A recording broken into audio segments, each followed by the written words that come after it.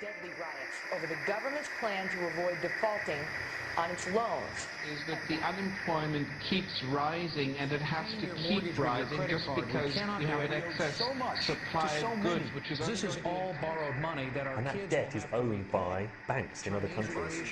Still knows a lot. Including right here at home. In the form of a convenient personal loan. A filter cigarette that delivers the taste, and 45 malt liquor. Are you hot? Quite some time ago, by a second, America is sponsoring I first learned it from my grandmother. Now, my grandmother was a wonderful person. She taught me how to play the game Monopoly. She understood that the name of the game is to acquire. She would accumulate everything she could, and eventually she became the master of the board. And then she would always say the same thing to me. She'd look at me and she'd say, "One day, you'll learn to play the game."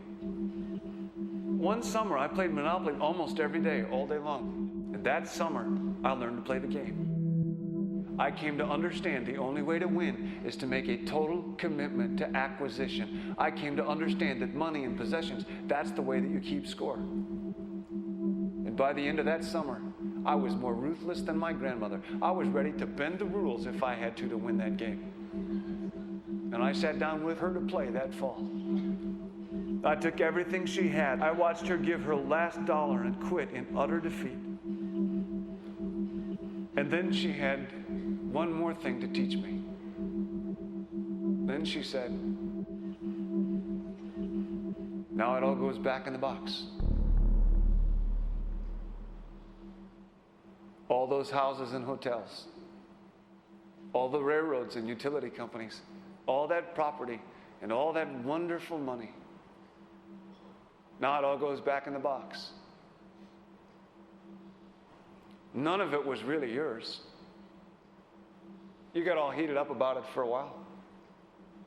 But it was around a long time before you sat down at the board. And it will be here after you're gone. Players come and players go.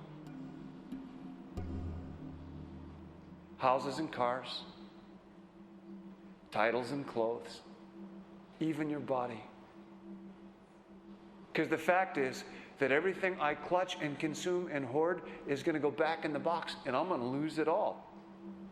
You have to ask yourself, when you finally get the ultimate promotion, when you've made the ultimate purchase, when you buy the ultimate home, when you have stored up financial security and climbed the ladder of success to the highest rung you can possibly climb it, and the thrill wears off, and it will wear off,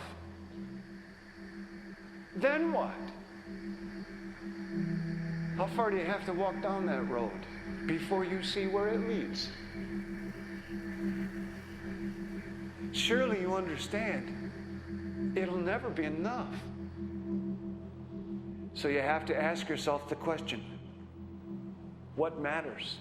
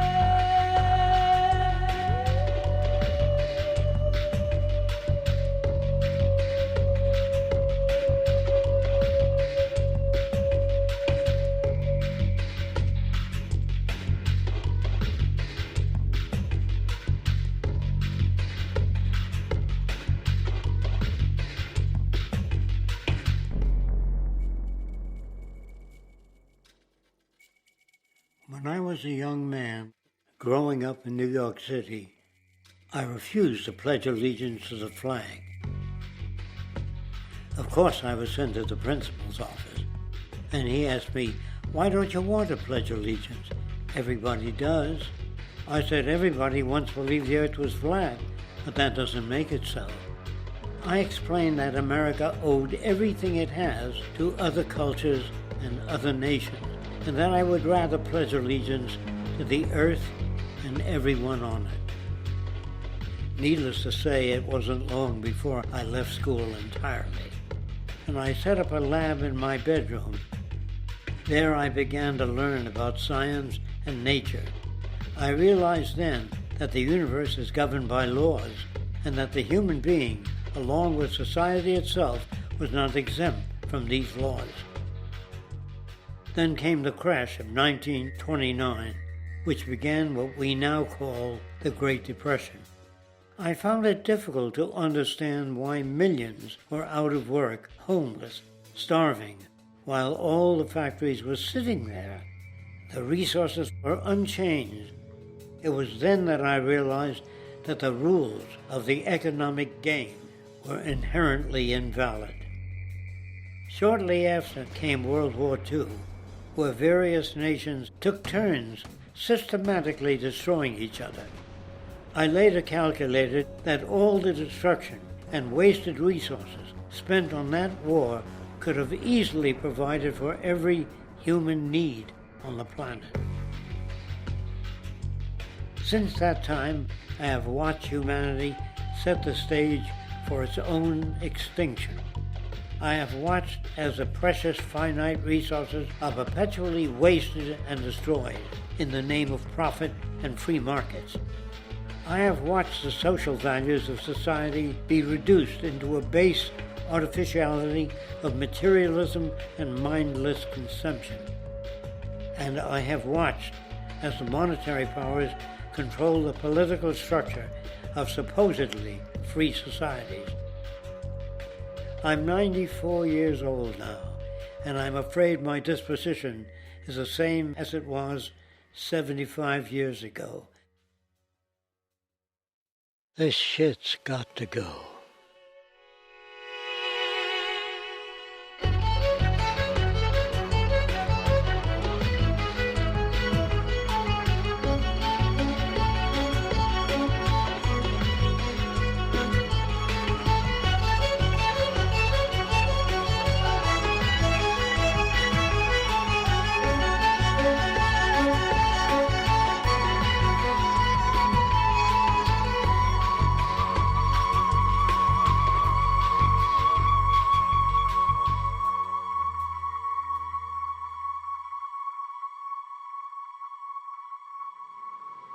So you're a scientist, and somewhere along the way, hammered into your head is the inevitable nature versus nurture, and that's at least up there with Coke versus Pepsi or Greeks versus Trojans.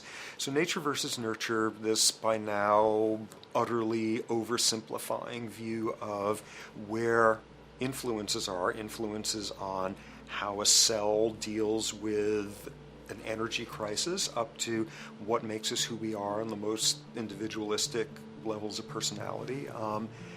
And what you've got is this complete false dichotomy built around nature as deterministic. At the very bottom of all the causality of life is DNA and the code of codes and the Holy Grail, and everything is driven by it. And at the other end, a much more social science perspective, which is we are social organisms, and biology is for slime molds. Humans are free of biology, and obviously both views are nonsense. What you see instead is it is virtually impossible to understand how biology works outside the context of environment. One of the most crazy-making yet widespread and potentially dangerous notions is, oh, that behavior is genetic. Now, what does that mean? It means all sorts of subtle stuff if you sort of know modern biology, but for most people out there, what it winds up meaning is a deterministic view of life, one rooted in biology and genetics. Genes equal things that can't be changed.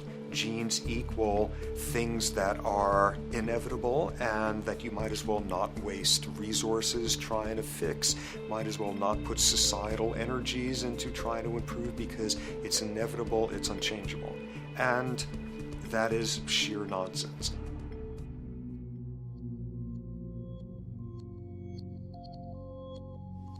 It is widely thought that conditions like ADHD are genetically programmed, conditions like schizophrenia are genetically programmed. The truth is the opposite. Nothing is genetically programmed. They're very rare diseases.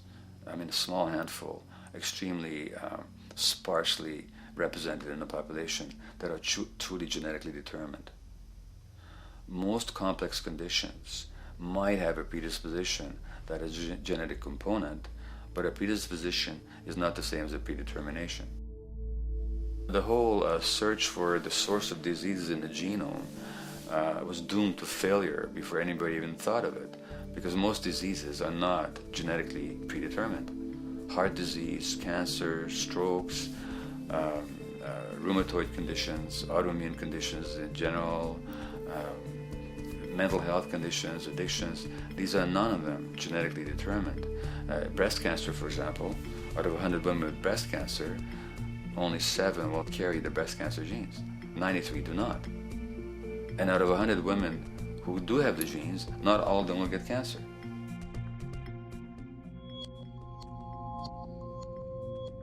Genes are not just things that make us behave in a particular way regardless of our environment. Genes give us different ways of responding to our environment. In fact, it looks as if some of the early childhood influences of a kind of child rearing affects gene expression, actually turning on and off different genes to put you on a different developmental track, which may suit the kind of world you've got to deal with. So, for example, a study done in Montreal with suicide victims looked at autopsies of the brains of these people. And it turned out that if a suicide victim, these are usually young adults, had been abused as children, the abuse actually caused a genetic change in the brain that was absent in the brains of people who had not been abused. That's an epigenetic effect. Epi means on top of, so that the epigenetic influence is what happens environmentally to either activate or deactivate certain genes. In New Zealand, there's a study that was done in a town called Dunedin, in which a few thousand individuals were studied from birth up to into their 20s. What they found was that they could identify a genetic mutation, an abnormal gene, which did have some relation to the predisposition to commit violence, but only if the individual had also been subjected to severe child abuse. In other words, a child with this abnormal gene would be no more likely to be violent than anybody else, and in fact they actually had a lower rate of violence than people with normal genes, as long as they weren't abused as children. Great additional example of the ways in which genes are not be-all, end-all. Fancy technique where you can take a specific gene out of a mouse, that mouse and its descendants will not have that gene, you have knocked out that gene. So there's this one gene that codes for a protein that has something to do with learning and memory, and this fabulous demonstration, knock out that gene and you have a mouse that doesn't learn as well. Ooh, a genetic basis for intelligence. What was much less appreciated in that landmark study that got picked up by the media left and right is take those genetically impaired mice and raise them in a much more enriched, stimulating environment than your normal mice in a lab cage, and they completely overcame that deficit. So when one says in a contemporary sense that, oh, this behavior is genetic, to the extent that that's even a valid sort of phrase to use, what you're saying is there is a genetic contribution to how this organism responds to environment. Genes may influence the readiness with which an organism will deal with a certain environmental challenge. That's not the version most people have in their minds. And not to be too soapboxing, but run with the old sort of version of it's genetic, and it's not that far from a history of eugenics and things of that sort. It's a widespread misconception, and it's a potentially fairly dangerous one. One reason that the sort of biological explanation for violence, one reason that hypothesis is potentially dangerous, it's not just misleading, it can really do harm, is because if you believe that, you could very easily say, well, there's nothing we can do to change the predisposition people have to becoming violent. All we can do if somebody becomes violent is punish them, lock them up or execute them. But we don't need to worry about changing the social environment or the social preconditions that may lead people to become violent, because that's irrelevant.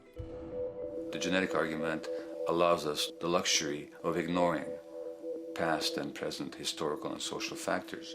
And in the words of Louis Menand, he wrote in the New Yorker, very astutely, he said, "It's all in the genes, an explanation for the way things are that does not threaten the way things are. Why should someone feel unhappy or engage in antisocial behavior when that person is living in the freest and most prosperous nation on earth? It can't be the system. There must be a flaw in the wiring somewhere," which is a good way of putting it. So the genetic argument is simply a cop-out, which allows us to ignore the social and economic and political factors that in fact underlie many troublesome behaviors.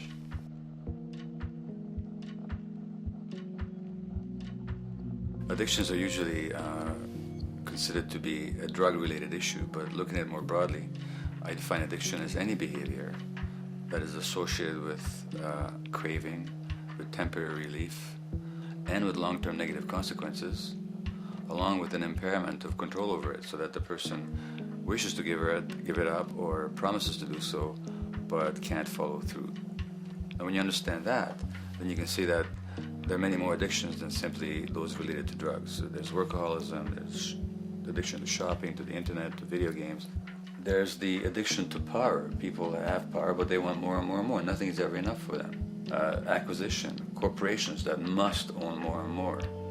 The addiction to oil, or at least to the wealth and to the products made accessible to us by oil. Look at the negative consequences on the environment. We're destroying the very earth that we inhabit for the sake of that addiction. Now, these addictions are far more devastating in their social consequences than the cocaine or heroin habits of my downtown East Side patients. Yet they're rewarded and considered to be respectable. The tobacco company executive that shows a higher profit will get a much bigger reward. He doesn't face any negative consequences legally or otherwise. In fact, he's a respected member of the board of several other corporations.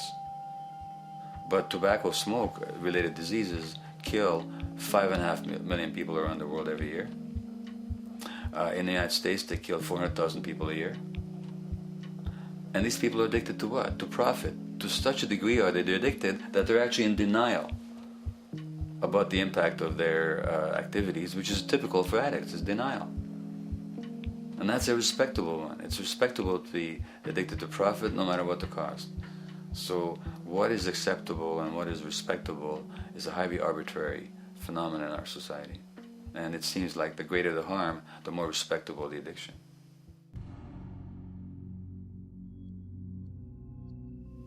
There's a general myth that drugs in themselves are addictive. In fact, the war on drugs is predicated on the idea that if you interdict the sources of drugs, you can deal with addiction that way. Now, if we understand addiction in a broader sense, we see that nothing in itself is addictive. No substance, no drug is by itself addictive, and no behavior is by itself addictive. Many people can go shopping without becoming shopaholics. Not everybody becomes a food addict. Not everyone who drinks a glass of wine becomes an alcoholic. So the real issue is what makes people susceptible, because it's the combination of a susceptible individual and the potentially addictive substance or behavior that actually then makes for full flowering of addiction. In short, it's not the drug that's addictive, it's the question of the susceptibility of the individual to being addicted to a particular substance or behavior. If we wish to understand what then makes some people susceptible, we actually have to look at their life experience. The old idea, although it's old, but it's still broadly held, that addictions are due to some genetic cause is simply scientifically untenable. What the case is actually is that certain life experiences make people susceptible. Life experiences that not only shape the person's personality and psychological needs, but also their very brains in certain ways. And that process begins in utero.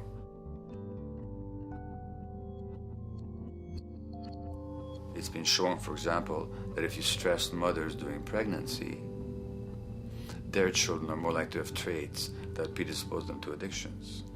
And that's because development is shaped by the psychological and social environment.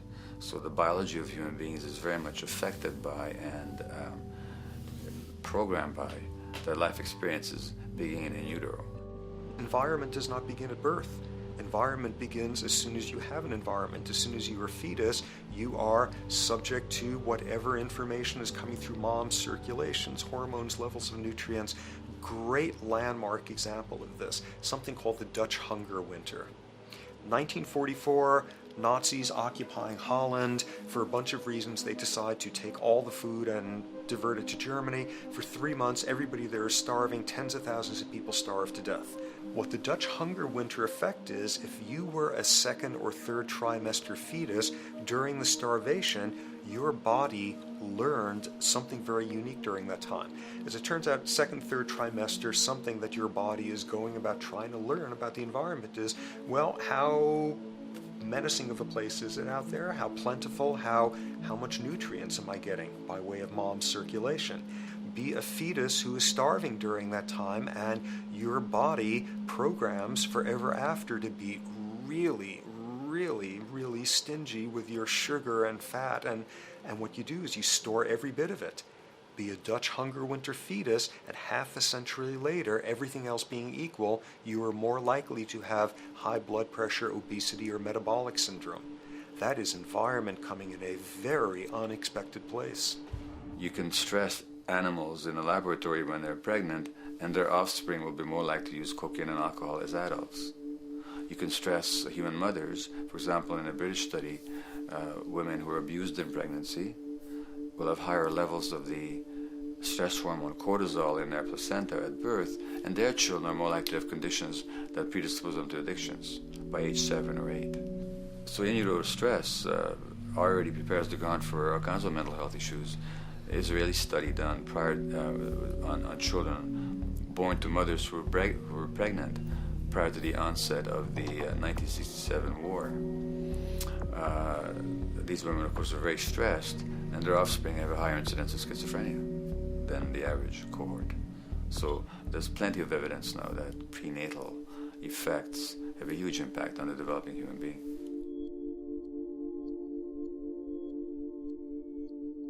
The point about human development, and specifically human brain development, is that it occurs mostly under the impact of the environment and mostly after birth. Now, if you compare us to a horse, which can run on the first day of life, we see that we are very undeveloped. We can't muster that much neurological coordination, balance, muscle strength, visual acuity until a year and a half, 2 years. And that's because the brain development that in the horse happens in the safety of the womb, in a human being has to happen after birth.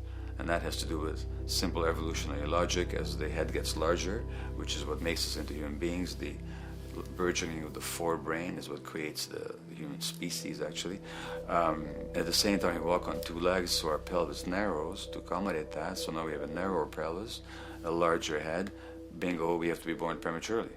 And that means that the brain development that in other animals occurs in utero, in us, occurs after birth.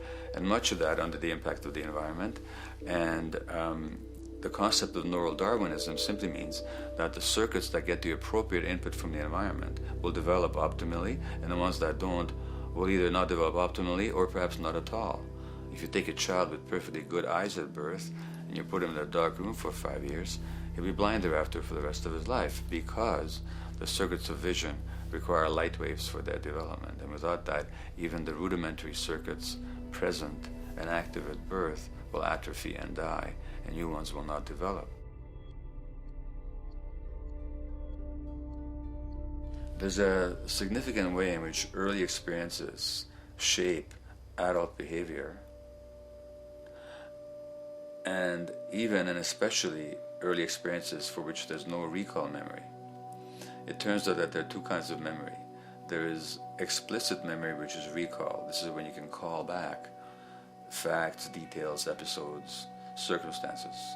But the structure in the brain, which is called the hippocampus, which encodes recall memory, it doesn't even begin to develop fully until 1.5 years, and it's not fully developed till much later, which is why hardly anybody has any recall memory prior to 18 months. But there's another kind of memory, which is called implicit memory, which is in fact an emotional memory, where the emotional impact and the interpretation that the child makes of those emotional experiences is ingrained in the brain in the form of nerve circuits ready to fire without specific recall. So to give you a clear example, people who are adopted have a lifelong sense of rejection very often. They can't recall the adoption, they can't recall the separation from birth mother, because there's nothing there to recall with. But the emotional memory of separation and rejection is deeply embedded in their brains. Hence, they're much more likely to experience a sense of rejection and a great emotional upset when they perceive themselves as being rejected than other people. That's not unique to people who are adopted, but it's particularly strong in them because of this function of implicit memory. People who are addicted, given that they, according to all the research literature, certainly in my experience, the hardcore addicts virtually were all significantly abused as children or suffered severe emotional loss. Their emotional or implicit memories are those of a world that's not safe and not helpful, caregivers who are not to be trusted, and relationships that are not safe enough to open up to vulnerably. And hence their responses tend to be to keep themselves separate from really intimate relationships, not to trust caregivers, doctors, and other people who are trying to help them, and generally see the world as an unsafe place. And that's strictly a function of implicit memory, which sometimes has to do with incidents they don't even recall.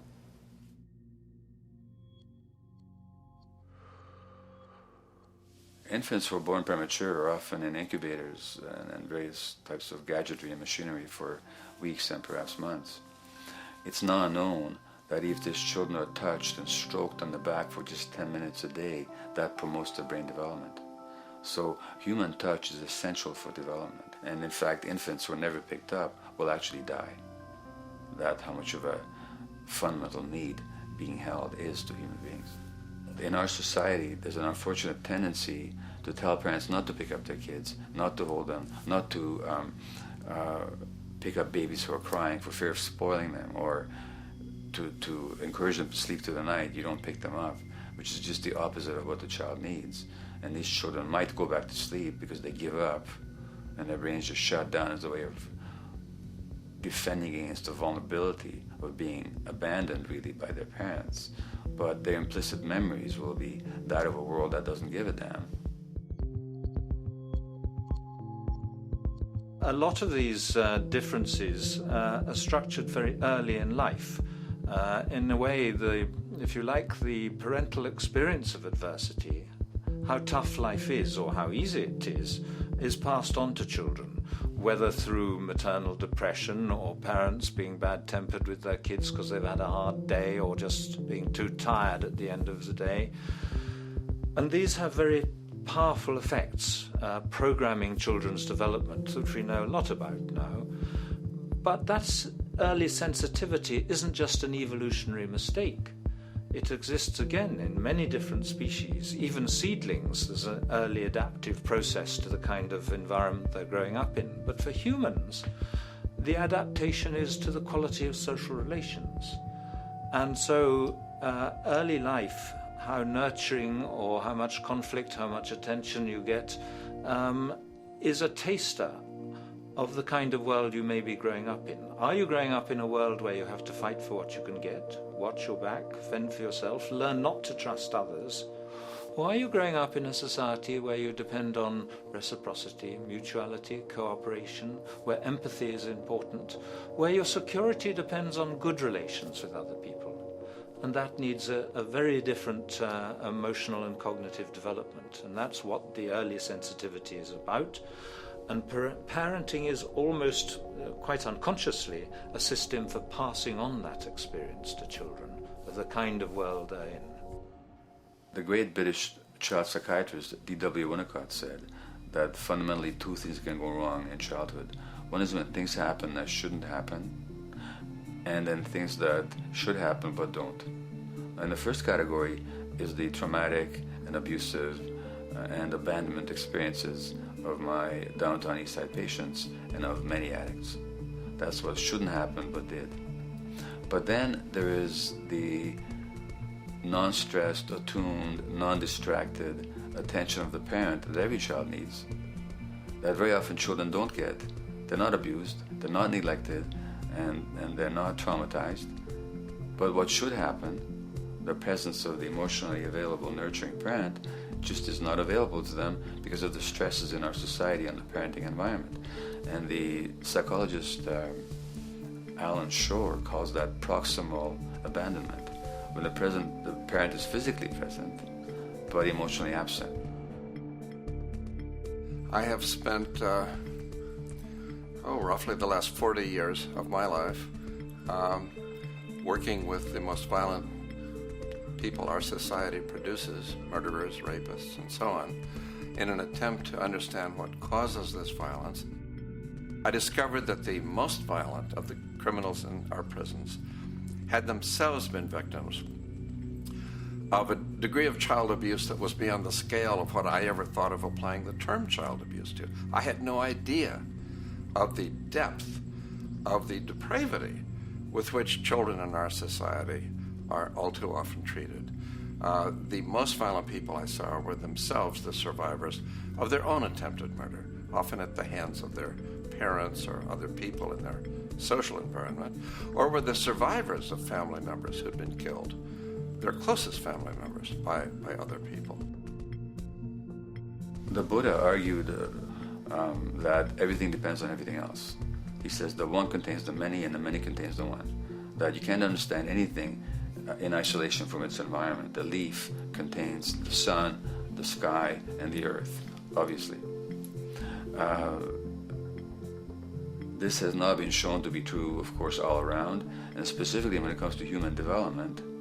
The modern scientific term for it is the biopsychosocial nature of human development, which says that the biology of human beings depends very much on their interaction with the social and psychological environment. And specifically, the psychiatrist and researcher Daniel Siegel at the University of California, Los Angeles, UCLA, has coined the phrase interpersonal neurobiology, which means to say that the way that our nervous system functions depends very much on our personal relationships. In the first place with the parenting caregivers, and in the second place with other important attachment figures in our lives, and in the third place with our entire culture. So that you can't separate the neurological functioning of a human being from the environment in which he or she grew up in and continues to exist in. And this is true throughout the life cycle. It's particularly true when you're dependent and helpless and your brain is developing, but it's true even in adults and even at the end of life. Human beings have lived in almost every kind of society, from the most egalitarian, hunting and gathering societies seem to have been very egalitarian, for instance, based on food sharing, gift exchange. Small bands of people living predominantly off of foraging, but a little bit of hunting. Predominantly among people you have at the least known your entire life, if not surrounded by third cousins or closer, in a world in which there is a great deal of fluidity between different groups, in a world in which there is not a whole lot in terms of material culture. This is how humans have spent most of their hominid history. And no surprise, that makes for a very different world. One of the things you get as a result of that is far less violence. Organized group violence is not something that occurred at that time of human history, and that seems quite clear. So where did we go wrong? Violence is not universal. It's not symmetrically distributed throughout the human race. There is a huge variation in the amount of violence in different societies. There are some societies that have virtually no violence. There are others that destroy themselves. Some of the Anabaptist religious groups that are complete, strict pacifists, like the Amish, the Mennonites, the Hutterites. Among some of these groups, the Hutterites, there are no recorded cases of homicide. During our major wars, like World War II, where people were being drafted, they would refuse to serve in the military. They would go to prison rather than serve in the military. In the kibbutzim in Israel, the level of violence is so low that the criminal courts there will often send violent offenders, people who have committed crimes, to live on the kibbutzim in order to learn how to live a nonviolent life, because that's the way people live there. So we are amply shaped by society. Our societies, in the broader sense, including our theological, our metaphysical, our linguistic influences, etc., our societies help shape us as to whether or not we think life is basically about sin or about beauty, whether the afterlife will carry a price for how we live our lives or if it's irrelevant. In a broad sort of way, different large societies could be termed as individualistic or collectivist, and you get very different people and different mindsets, and I suspect different brains coming along with that. We in America are in one of the most individualistic of societies, and capitalism being a system that allows you to go higher and higher up a potential pyramid, and the deal is it comes with fewer and fewer safety nets. By definition, the more stratified a society is, the fewer people you have as peers, the fewer people with whom you have symmetrical, reciprocal relationships, and instead all you have are differing spots and endless hierarchies. And a world in which you have few reciprocal partners is a world with a lot less altruism.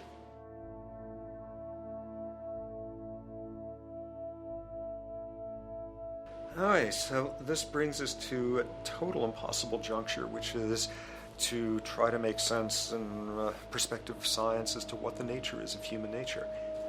You know, on a certain level, the nature of our nature is not to be particularly constrained by our nature. We come up with more social variability than any species out there, more systems of belief, of styles of family structures, of ways of raising children. The capacity for variety that we have is extraordinary. In a society which is predicated on competition and really very often the ruthless exploitation of one human being by another, the profiteering of other people's problems, and very often the creation of problems for the purpose of profiteering, the ruling ideology will very often justify that behavior by appeals to some fundamental and unalterable human nature. So the myth in our society is that people are competitive by nature, and that they're individualistic, and that they're selfish. The real reality is quite the opposite. We have certain human needs. The only way that you can talk about human nature concretely is by recognizing that there's certain human needs. We have a human need for companionship and for close contact, to be loved, to be attached to be accepted, to be seen, to be received for who we are. If those needs are met, we develop into people who are compassionate and cooperative and who have empathy for other people. So the opposite that we often see in our society is in fact the distortion of human nature, precisely because so few people have their needs met. So yes, you can talk about a human nature, but only in the sense of basic human needs that are instinctively evoked, or I should say certain human needs that lead to certain traits if they are met, and a different set of traits if they're denied. So, When we recognize the fact that the human organism, which has a great deal of adaptive flexibility, allowing us to survive in many different conditions, is also rigidly programmed for certain environmental requirements or human needs, a social imperative begins to emerge. Just as our bodies require physical nutrients, the human brain demands positive forms of environmental stimulus at all stages of development, while also needing to be protected from other negative forms of stimulus. And if things that should happen do not, or if things that shouldn't happen do, it is now apparent that the door can be opened for not only a cascade of mental and physical diseases, but many detrimental human behaviors as well. So as we turn our perspective now outward and take account for the state of affairs today, we must ask the question, is the condition we have created in the modern world actually supporting our health? Is the bedrock of our socioeconomic system acting as a positive force for human and social development and progress? Or is the foundational gravitation of our society actually going against the core evolutionary requirements needed to create and maintain our personal and social well-being?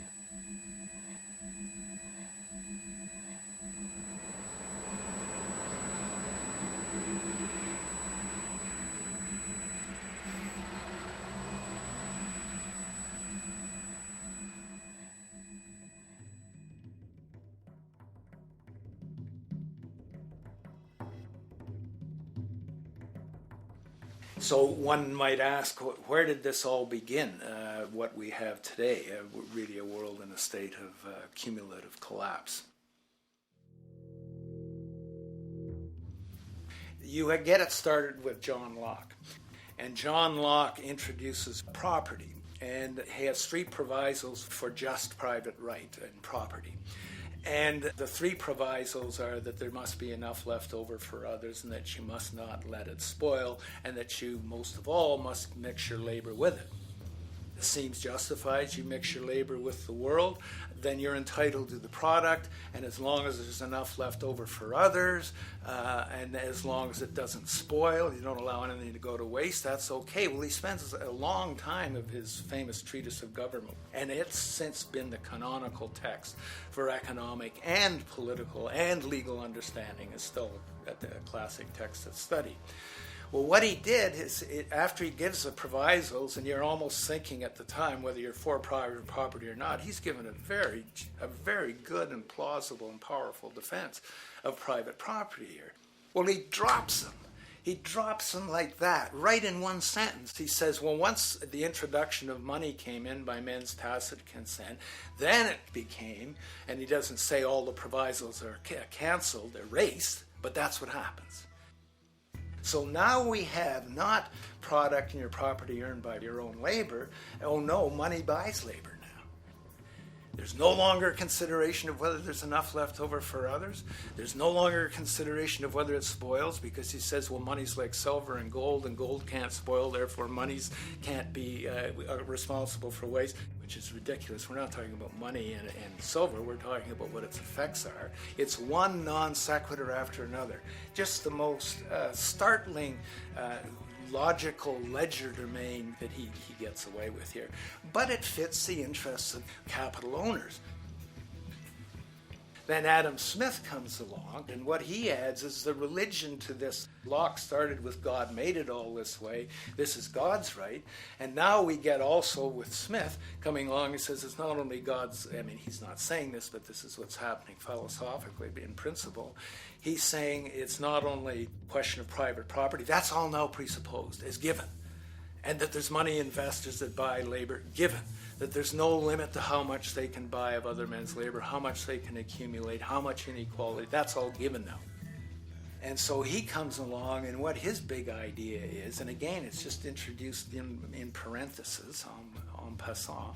You know, when people put out the goods for sale and others, you know, the supply, and other people buy them with the demand and so forth, how do we have supply equaling demand or demand equaling supply? How can they come into equilibrium? And that is one of the central notions of economics, is how do they come into equilibrium? And he says it's the invisible hand of the market that brings them into equilibrium. So now we have God is actually immanent. He just didn't give the rights to property and how, all its wherewithal and its natural rights of doing all that Locke said. Now we have the system itself as God. In fact, Smith says, when he talks, and you'll never find this quote again, you have to read the whole of the Inquiry into the Wealth of Nations. He says, the scantiness of subsistence sets limits to the reproduction of the poor, and that nature can deal with this in no other way than elimination of their children. So he anticipated evolutionary theory in the worst sense applied. This is well before Darwin. And so he called them the race of laborers. So you can see there was inherent racism built in here. There was an inherent acceptance, life blindness to kill innumerable children. And he thought, well, that's the invisible hand making supply meet demand and demand meet supply. So see how wise God is. So you can see a lot of the really virulent, life-destructive, eco-genocidal things that are going on now have, in a way, a thought gene back in Smith too. When we reflect on the original concept of the so-called free market capitalist system, as initiated by early economic philosophers such as Adam Smith, we see that the original intent of a market was based around real, tangible, life-supporting goods for trade. Adam Smith never fathomed that the most profitable economic sector on the planet would eventually be in the arena of financial trading or so-called investment, where money itself is simply gained by the movement of other money in an arbitrary game which holds zero productive merit to society. Yet, regardless of Smith's intent, the door for such seemingly anomalous advents was left wide open by one fundamental tenet of this theory. Money is treated as a commodity in and of itself. Today, in every economy of the world, regardless of the social system they claim, money is pursued for the sake of money and nothing else. The underlying idea, which was mysteriously qualified by Adam Smith with his religious declaration of the invisible hand, is that the narrow, self-interested pursuit of this fictional commodity will somehow magically manifest human and social well-being and progress. The reality is that the monetary incentive interest, or what some have termed the money sequence of value, has now completely decoupled from the foundational life interest, which could be termed the life sequence of value. What has happened is that there's a complete confusion in economic doctrine between those two sequences. They think that the money sequence of value delivers the life sequence of value, and that's why they say if more goods are sold, if GDPs rise and so forth, therefore there'll be more well-being, enhanced well-being. We take the GDP to be basically our indicator of social health. Well, there you see the confusion. It's talking about money sequences of value, that is all the receipts, all the revenues that are derived from selling goods, and they're confusing that with life reproduction, so that you have built right into this thing from the beginning is a complete conflation of the money and life sequences of value. So we're dealing with a kind of structured delusion that becomes more and more deadly as the money sequence decouples from producing anything at all. So it's a system disorder, and the system disorder seems to be fatal.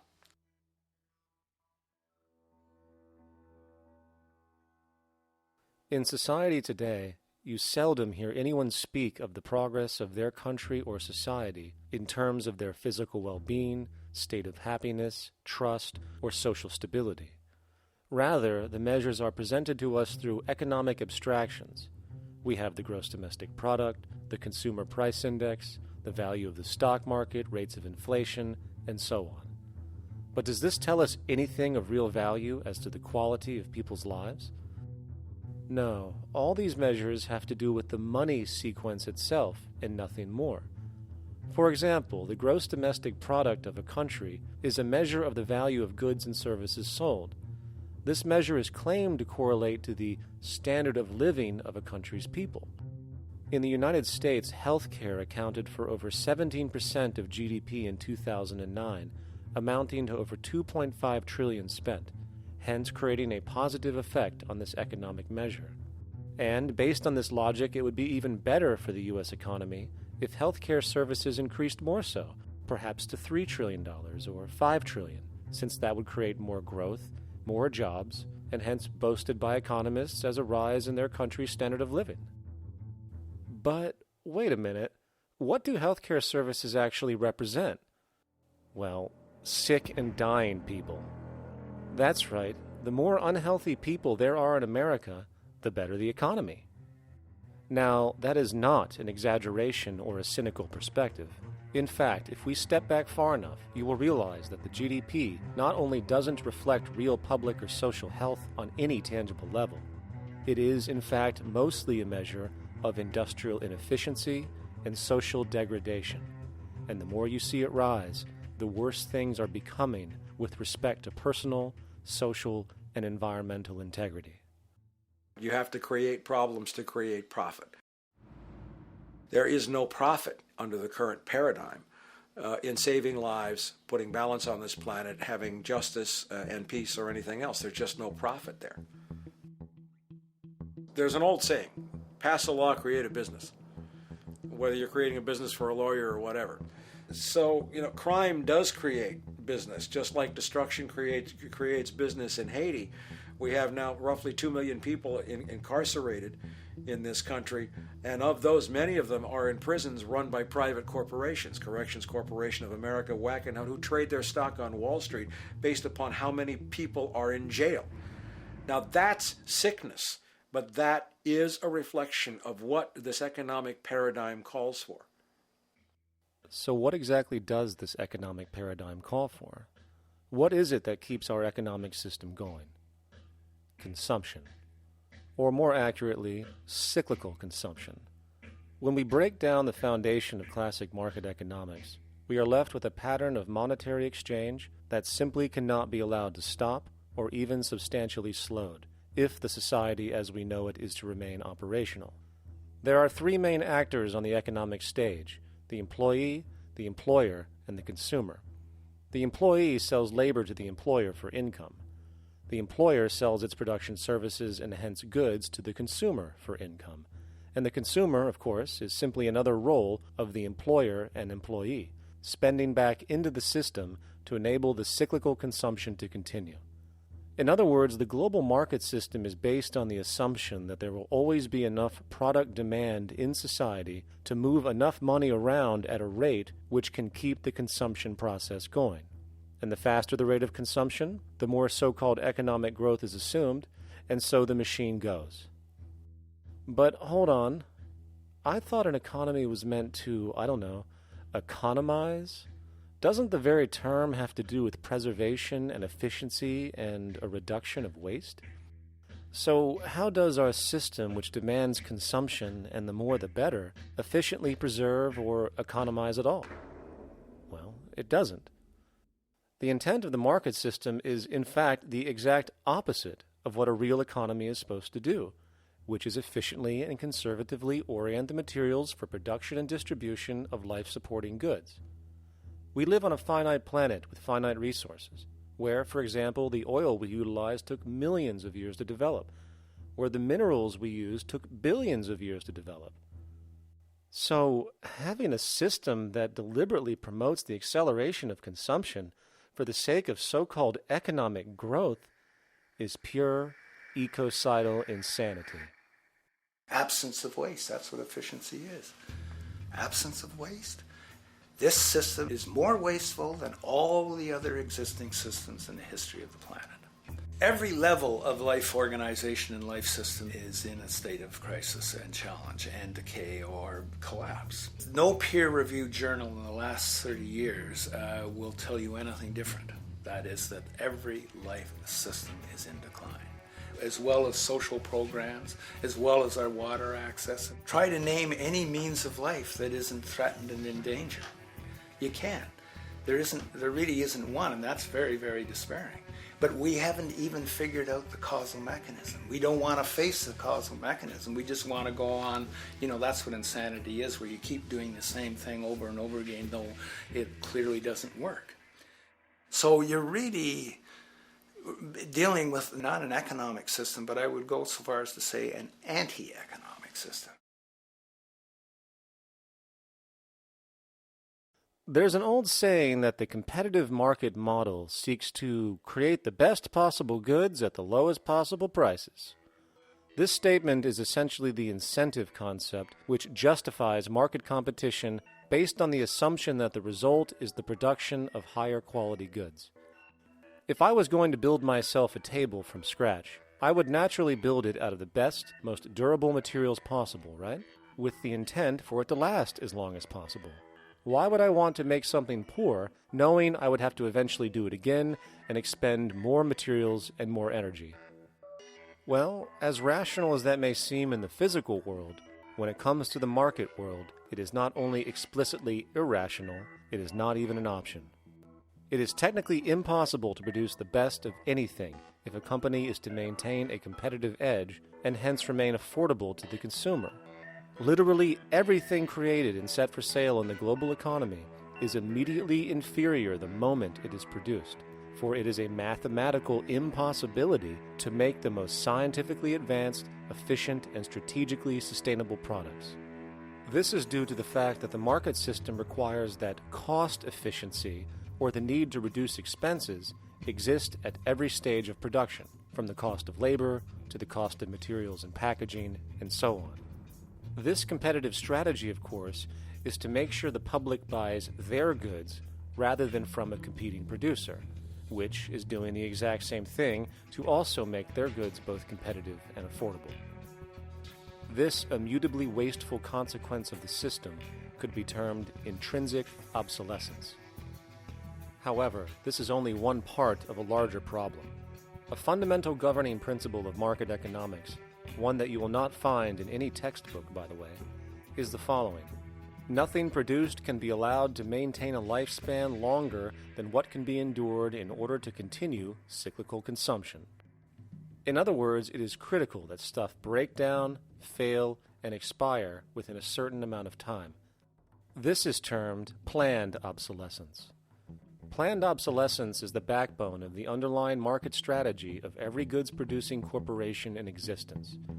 While very few, of course, would admit to such a strategy outright, what they do is mask it within the intrinsic obsolescence phenomenon just discussed, while often ignoring or even suppressing new advents in technology which might create a more sustainable, durable good. So, if it wasn't wasteful enough that the system inherently cannot allow the most durable and efficient goods to be produced, planned obsolescence deliberately recognizes that the longer any good is in operation, the worse it is for sustaining cyclical consumption and hence the market system itself. In other words, product sustainability is actually inverse to economic growth, and hence there is a direct, reinforced incentive to make sure lifespans are short of any given good produced. And in fact, the system cannot operate any other way. One glance at the sea of landfills now spreading across the world show the obsolescence reality. There are now billions of cheaply made cell phones, computers, and other technology, each full of precious, difficult-to-mine materials such as gold, coltan, copper, now rotting in vast piles, usually due to the mere malfunction or obsolescence of small parts, which, in a conservative society, could likely be fixed or updated, and the life of the good extended. Unfortunately, as efficient as that may seem in our physical reality, living on a finite planet with finite resources, it is explicitly inefficient with respect to the market. To put it into a phrase, efficiency, sustainability, and preservation are the enemies of our economic system. Likewise, just as physical goods need to be constantly produced and reproduced, regardless of their environmental impact, the service industry operates with an equal rationale. The fact is, there is no monetary benefit to resolving any problems which are currently being serviced. At the end of the day, the last thing the medical establishment really wants is the curing of diseases such as cancer, which would eliminate countless jobs and trillions in revenue. And since we're on the subject, crime and terrorism in this system are good. Well, at least economically, for it is employing police, generating high-value commodities for security, not to mention the value of prisons that are privately owned for profit. And how about war? The war industry in America is a huge driver of GDP, one of the most profitable industries, producing weapons of death and destruction. The favorite game of this industry is to blow things up and then go and rebuild them for profit. We saw this with the windfall billion-dollar contracts made from the Iraq War. The bottom line is that socially negative attributes of society have become positively rewarded ventures for industry, and any interest in problem resolution or environmental sustainability and conservation is intrinsically counter to economic sustainability. And this is why, every time you see the GDP rise in any country, you are witnessing an increase in necessity, whether real or contrived. And by definition, a necessity is rooted in inefficiency. Hence, increased necessity means increased inefficiency. The American dream is based on rampant consumerism. It is based upon the fact that mainstream media, and especially commercial advertising, all corporations who need this infinite growth have convinced us or brainwashed most people in America, and hence the world, that we have to have X number of material possessions and the possibility of gaining infinitely more material possessions in order to be happy. That's just not true. So why do people continue to buy in this way, which is ultimately eco-genocidal in its systemic effects cumulatively? And it just is classical operant conditioning. You simply put inputs of conditioning into the organism, and you have outputs of desired behaviors or goals or objectives. And it has all the resources of technology. And they boast about how they get into the minds of infants. What they hear is already making them conditioned to the brand. Then you see, well, that's how people have been such fools. In a way, they've been taught to be fools. It's a value system disorder. You know, if there is any testament to the plasticity of the human mind, if there is any proof to how malleable human thought is and how easily conditioned and guided people can become based on the nature of their environmental stimulus and what it reinforces, the world of commercial advertising is the proof. You have to stand in awe at the level of brainwashing where these programmed robots known as consumers wander the landscape only to walk into a store and spend, say, $4,000 on a handbag that likely costs $10 to make in a sweatshop overseas, only for the brand status it supposedly represents in the culture. Or perhaps the ancient communal traditions which increase trust and cohesiveness in society, which have now been hijacked by acquisitive, materialistic values, where now annually we exchange useless crap a few times a year. And we might wonder why so many today have a compulsion to shopping and acquisition, when it is clear that they have been conditioned from childhood to expect material goods as a sign of their status with friends and family. The fact is, the foundation of any society are the values that support its operation, and our society, as it exists, can only operate if our values support the conspicuous consumption it requires to continue the market system. 75 years ago, consumption in America and much of the First World was half of what we see today per person. Today's new consumer culture has been manufactured and imposed due to the very real need for higher and higher levels of consumption. And this is why most corporations now spend more money on advertising than the actual process of product creation itself. They work diligently to create a false need for you to fill, and it happens to work. You know, economists are in fact not economists at all. They're propagandists of money value. And you'll find that all their models basically get down to token exchanges that are to the profit of one side or both sides or whatever, but they're completely disconnected from the actually existing world of reproduction. In Ohio, an old man failed to pay his electric bill. You may be familiar with the case. And the electric company turned off the electricity and he died. The reason they turned it off was because it wouldn't have been profitable for them to keep it on because he didn't pay his bill. Do you believe that was right? The responsibility really lies not on the electric company for turning it off, but on those of this man's neighbors and friends and associates who are not charitable enough to enable him as an individual to meet the electric bill. Did I hear that right? Did he just say the death of a man caused by not having money was the responsibility of other people, or in effect, charity? Well then, I guess we're going to need a whole lot of infomercials, little miserable coin slot donations for bodega counters, and a bunch of pickle jars for the billion people now starving to death on this planet because of the very system Milton Friedman promotes. Whether you are dealing with the philosophies of Milton Friedman, F.A. Hayek, John Maynard Keynes, Ludwig von Mises, or any other major market economist, the basis of rationale rarely leaves the money sequence. It is like a religion. Consumption analysis, stabilization policies, deficit spending, aggregate demand. It exists as a never-ending, self-referring, self-rationalizing circle of discourse where universal human need, natural resources, or any form of physical life-supporting efficiency is ruled out by default and replaced by the singular notion that humans seeking advantage over each other for money alone, motivated by their own narrow self-interest, will magically create a sustainable, healthy, balanced society. There is no life coordinate in this whole theory, this whole doctrine. What are they doing?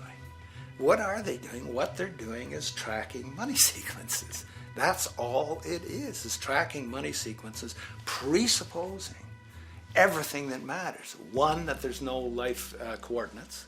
Wow, no life coordinates. Two, that all the agents are self-maximizing preference seekers.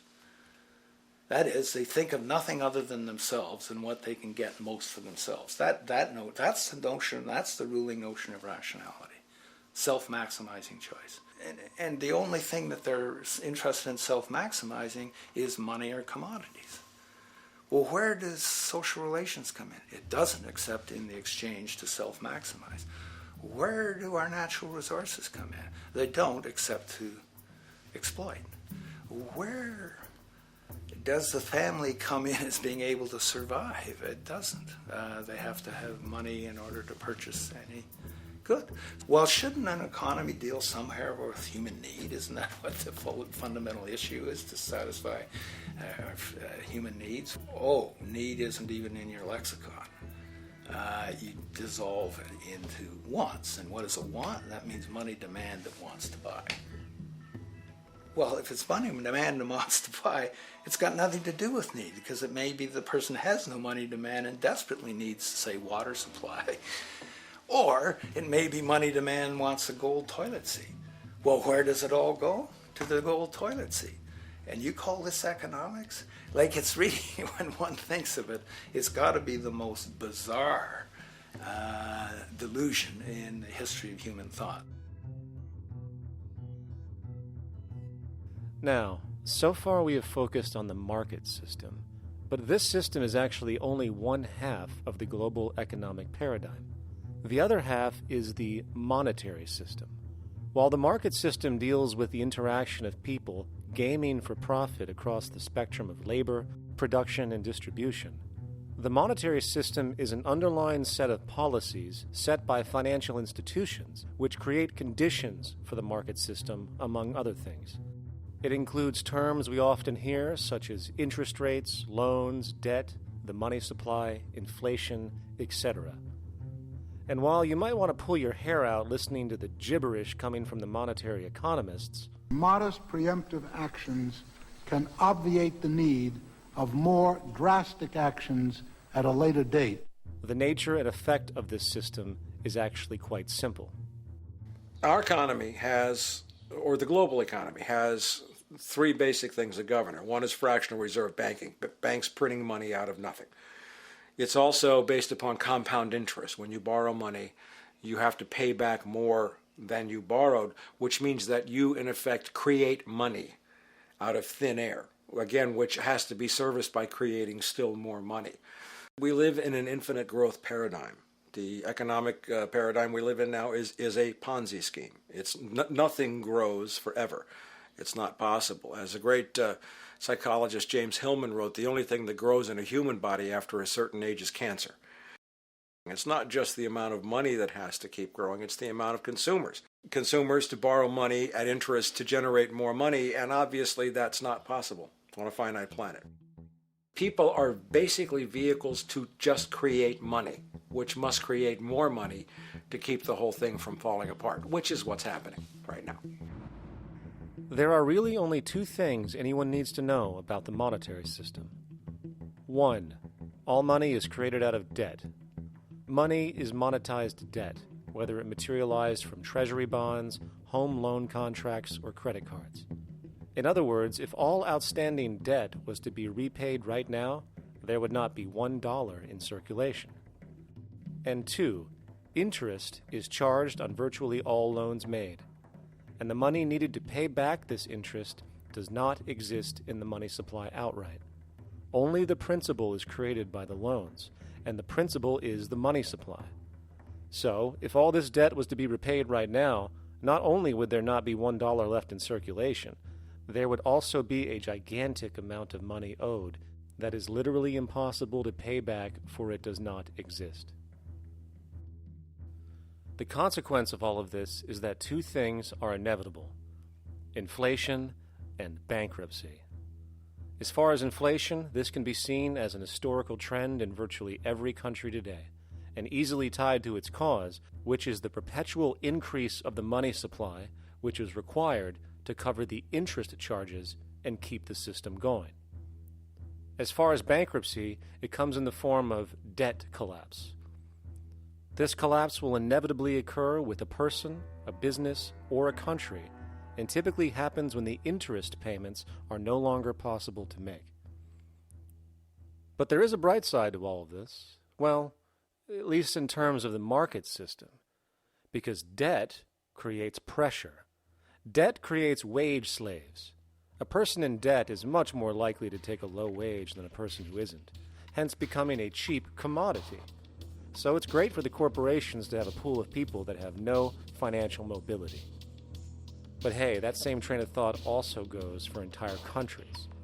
The World Bank and the International Monetary Fund, which mostly serve as proxies for transnational corporate interests, give gigantic loans to troubled countries at very high interest rates, and then, once the countries are deeply in the hole and can't pay, austerity measures are applied, the corporations swoop in, set up sweatshops, and take their natural resources.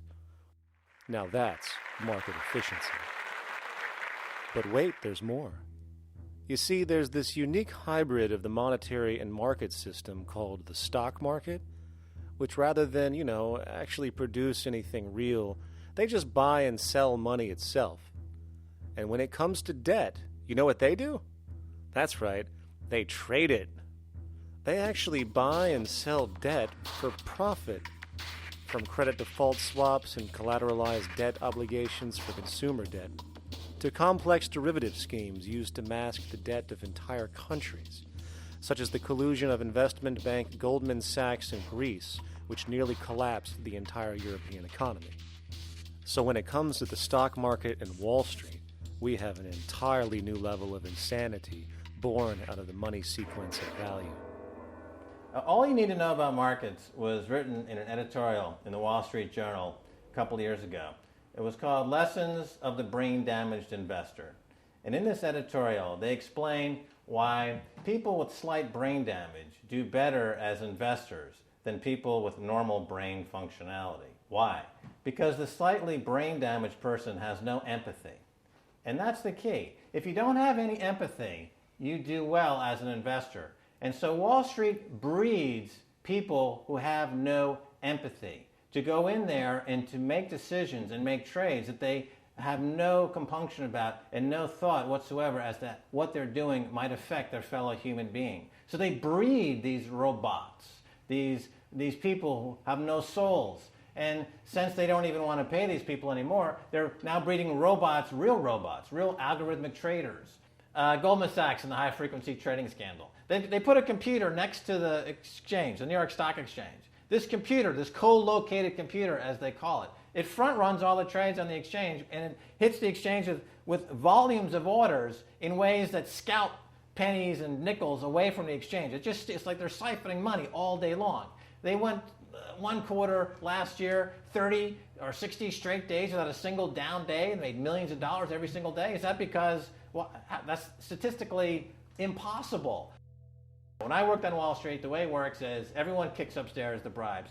The brokers bribe to the office manager bribes to the regional sales manager bribes to the national sales manager. It's a common understanding. At Christmas, who gets the biggest bonus at Christmas in an average brokerage office? The compliance officer. The compliance officer sits there all day long. He's supposed to be making sure you don't violate any of the margin rules and you're complying with the law. Of course, yeah, to the extent that you can bribe the compliance officer, yeah, that's right, you are complying with the law. So how does fraud has become the system? It's no longer a byproduct. It is the system. You know, it's like that old Woody Allen joke. He says, "Doctor, my brother thinks he's a chicken." And the doctor says, "Take a pill, and that should cure the problem." And he says, "No, doctor, you don't understand. We need the eggs." Okay? So the trading of fraudulent claims back and forth between banks to generate fees, to generate bonuses, has become the GDP producing growth engine of the United States economy. Even though they're essentially trading fraudulent claims that there's absolutely no hope of ever paying back. They're processing and generating and resecuritizing nothing. If I write $20 billion on a cocktail napkin and I sell it to JP Morgan, while JP Morgan writes $20 billion on a cocktail napkin, and we swap those two cocktail napkins at a bar, and we each pay ourselves 1/4% in a fee, we make a lot of money for our Christmas bonus. We each have on our books a $20 billion cocktail napkin, which has no real value until such time as the system is no longer able to absorb bogus cocktail napkins, in which case we go to the government to get bailed out. And because of Wall Street and the global stock market, there are now conservatively about $700 trillion of outstanding fraudulent claims known as derivatives, still waiting to collapse, a value amounting to over 10 times the gross domestic product of the entire planet. And while we have seen the bailouts of corporations and banks by governments, which of course comedically borrow their money from banks to begin with, we are now seeing attempts to bail out whole countries by conglomerates of other countries through the international banks. But how do you bail out a planet? There is no country out there that isn't now saturated in debt. The cascade of sovereign debt defaults we have seen can only be the beginning when the math is taken into account. It has been estimated in the United States alone that income tax would need to be raised to 65% per person just to cover the interest in the near future. Economists are now foreshadowing that within a few decades, 60% of the countries on the planet will be bankrupt. But, hold on, let me get this straight. The world is going bankrupt, whatever the hell that means, because of this idea called debt, which doesn't even exist in the physical reality. It's only part of a game that we've invented. And yet, the well-being of billions of people is now being compromised.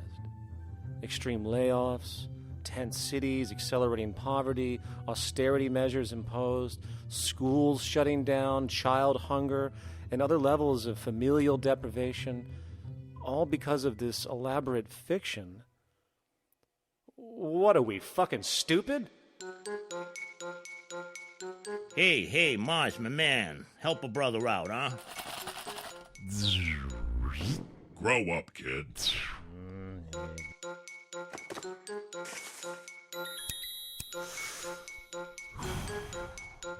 Saturn, what's up, man?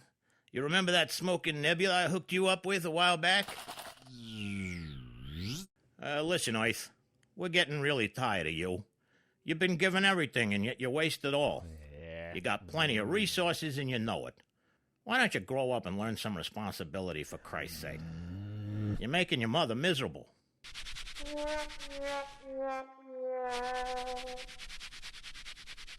You're on your own, pal. Yeah, whatever.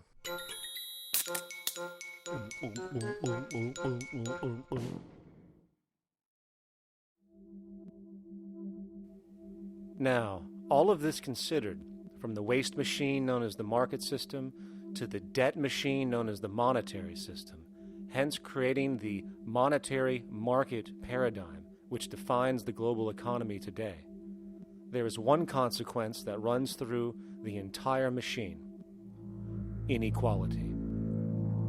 Whether it is the market system which creates a natural gravitation towards monopoly and power consolidation, while also generating pockets of wealthy industries that tower over others regardless of utility, such as the fact that top hedge fund managers on Wall Street now take home over $300 million a year for contributing literally nothing, while a scientist looking for a cure for a disease trying to help humanity might make $60,000 a year if they're lucky. Or whether it is the monetary system, which has class division built right into its structure. For example, if I have $1 million to spare and I put it into a CD at 4% interest, I will make $40,000 a year. No social contribution, no nothing. However, if I'm a lower class person and have to take loans to buy my car or home, I am paying in interest, which, in abstraction, is going to pay that millionaire with the 4% CD. This stealing from the poor to pay the rich is a foundational, built-in aspect of the monetary system, and it could be labeled structural classism. Of course, historically, social stratification has always been deemed unfair, but obviously accepted overall as now 1% of the population owns 40% of the planet's wealth. But, material fairness aside, there is something else going on underneath the surface of inequality, causing an incredible deterioration in public health as a whole. Well, I think people are often puzzled by the contrast between the material success of our societies, unprecedented levels of wealth, and the many social failings. I mean, you know, if you look at the rates of drug abuse or violence or self-harm amongst kids or mental illness, there's clearly something going deeply wrong with our societies. What the data that I've been describing does is simply shows that intuition that people have had for hundreds of years, that inequality is divisive and socially corrosive, that intuition is truer than I think we ever imagined. There are very powerful psychological and social effects of inequality, more to do, I suppose, with feelings of superiority and inferiority, that kind of division, and maybe going with the sort of respect, disrespect, people feeling looked down on at the bottom, which, by the way, is why violence is more common in more unequal societies. It's the trigger to violence is so often people feeling looked down on and disrespected. If there is one principle I can emphasize that is the most important principle underlying the prevention of violence, it would be equality. The single most significant factor that affects the rate of violence is the degree of equality versus the degree of inequality in that society. So what one's looking at is a sort of general social dysfunction. It's not just one or two things that go wrong as inequality increases. It seems to be everything, whether we're talking about crime or health or mental illness or whatever. One of the really disturbing findings out in public health there is never ever make the mistake of being poor or being born poor. Your health pays for it in endless sorts of ways, something known as the health socioeconomic gradient. As you move down from the highest strata in society in terms of socioeconomic status, every step down, health gets worse for umpteen different diseases. Life expectancy gets worse, infant mortality rate, everything you could look at. So a huge issue has been, why is it that this gradient exists? totally simple, obvious answer, which is if you are chronically sick, you're not going to be very productive, so health causes drive socioeconomic differences. Not that in the slightest. On the very simple level that you could look at socioeconomic status of a 10-year-old, and that's going to predict something about their health decades later. So that's the direction of causality. Next one, what's it about? Oh, it's perfectly obvious. Poor people can't afford to go to the doctor. It's healthcare access. It's got nothing to do with that, because you see these same gradients in countries with universal healthcare, socialized medicine. Okay, next simple explanation.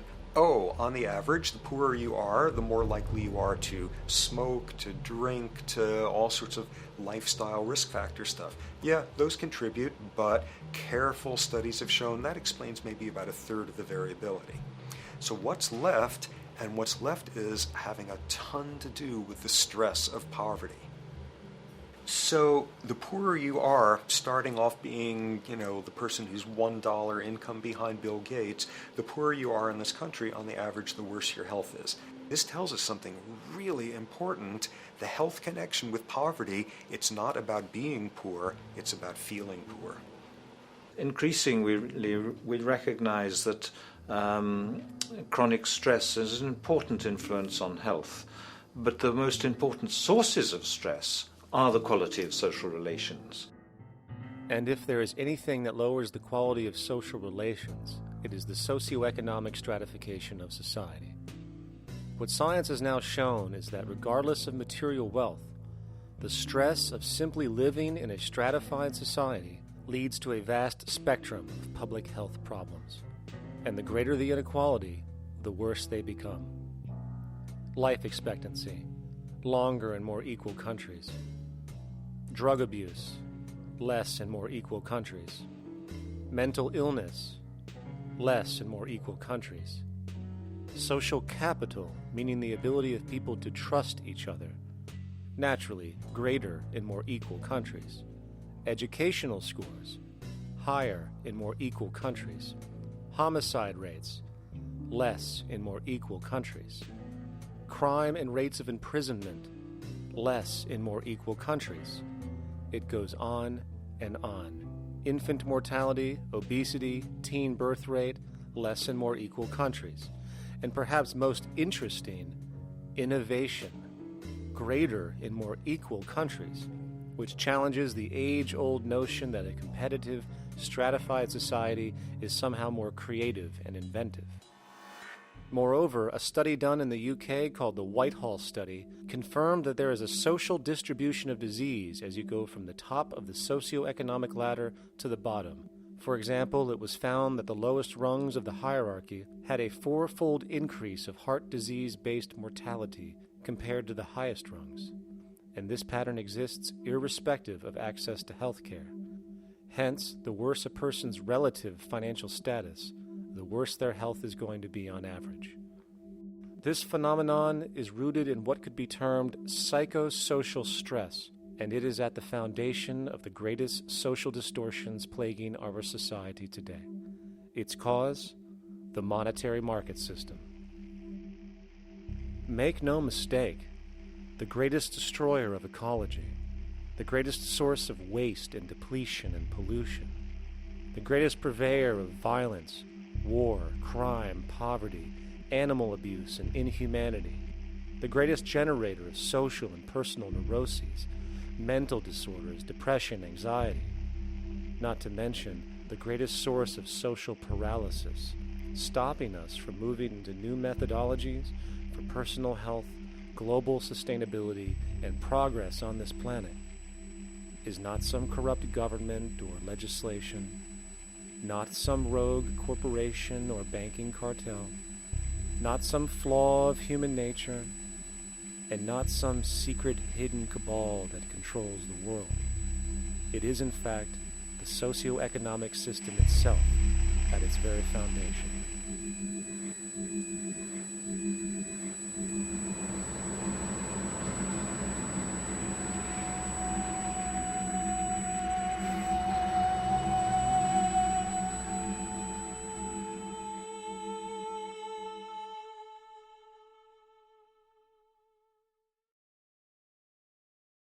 Let's imagine for a moment we had the option to redesign human civilization from the ground up. What if, hypothetically speaking, we discovered an exact replica of the planet Earth, and the only difference between this new planet and our current one is that human evolution had not occurred. It was an open palette. No countries, no cities, no pollution, no Republicans, just a pristine, open environment. So, what would we do? Well, first we need a goal, right? And it's safe to say that goal would be to survive. And not to just survive, but to do so in an optimized, healthy, prosperous way. Most people indeed desire to live, and they would prefer to do so without suffering. Therefore, the basis of this civilization needs to be as supportive and hence sustainable for human life as possible, taking into account the material needs of all the world's people while trying to remove anything that could hurt us in the long run. That goal of, say, maximum sustainability understood, the next question regards our method. What kind of approach do we take? Well, let's see. Last I checked, politics was the method of social operation on Earth. So what do the doctrines of the Republicans, liberals, conservatives, or socialists have to say about societal design? Not a damn thing. Okay, then what about religion? Surely the great creator had to have left some blueprint somewhere. No, nothing I can find. Okay then, so what's left? It appears something called science. Science is unique in that its methods demand not only that the ideas proposed be tested and replicated, but everything science comes up with is also inherently falsifiable. In other words, unlike religion and politics, science has no ego, and everything it suggests accepts the possibility of being proven wrong eventually. It holds on to nothing and evolves constantly. Well, that sounds natural enough to me. So then, based on the current state of scientific knowledge in the early 21st century, along with our goal of maximum sustainability for the human population, how do we begin the actual process of construction? Well, the first question to ask, what do we need to survive? The answer, of course, are planetary resources. Whether it is the water we drink, the energy we use, the raw materials we utilize to create tools and shelter, the planet hosts an inventory of resources, many of which are demanded for our survival. So, given that reality, it then becomes critical to figure out what we have and where it is. This means we need to conduct a survey. We simply locate and identify every physical resource on the planet we can, along with the amount available at each location, from the deposits of copper to the most potent locations for wind farms to produce energy, to the natural freshwater springs, to an assessment of the amount of fish in the ocean, to the most prime arable land for food cultivation, etc. But since we humans are going to be consuming these resources over time, we then realize that not only do we need to locate and identify, we also need to track. We need to make sure we don't run out of any of this stuff. That would be bad. And this means not only tracking our rates of use, but the rates of earthly regeneration as well, such as how long it takes for, say, a tree to grow or a spring to replenish. This is called dynamic equilibrium. In other words, if we use up trees faster than they can be grown back, we have a serious problem, for it is unsustainable. So then, how do we track this inventory, especially when we recognize that all of this stuff is scattered everywhere? We have large mineral mines in what we call Africa, energy concentrations in the Middle East, huge tidal power possibilities on the Atlantic coast of North America, the largest supply of fresh water in Brazil, etc. Well, once again, good old science has a suggestion. It's called systems theory. Systems theory recognizes that the fabric of the natural world, from human biology to the earthly biosphere to the gravitational pull of the solar system itself, is one huge synergistically connected system, fully interlinked. Just as human cells connect to form our organs, and the organs connect to form our bodies, and since our bodies cannot live without the earthly resources of food, air, and water, we are intrinsically connected to the earth, and so on. So, as nature suggests, we take all of this inventory and tracking data and create a system to manage it. a global resource management system, in fact, to account for every relevant resource on the planet. There is simply no logical alternative if our goal as a species is survival in the long run.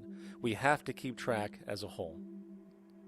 That understood, we can now consider production. How do we use all this stuff? What will our process of production be, and what do we need to consider to make sure it is as optimized as possible to maximize our sustainability? Well, the first thing that jumps right out at us is the fact that we need to constantly try and preserve. The planet's resources are essentially finite, so it is important that we be strategic. Strategic preservation is key. The second thing we recognize is that some resources are really not as good as others in their performance. In fact, some of this stuff, when put into use, has a terrible effect on the environment, which invariably hinders our own health. For example, oil and fossil fuels, no matter how you cut it, release some pretty destructive agents into the environment.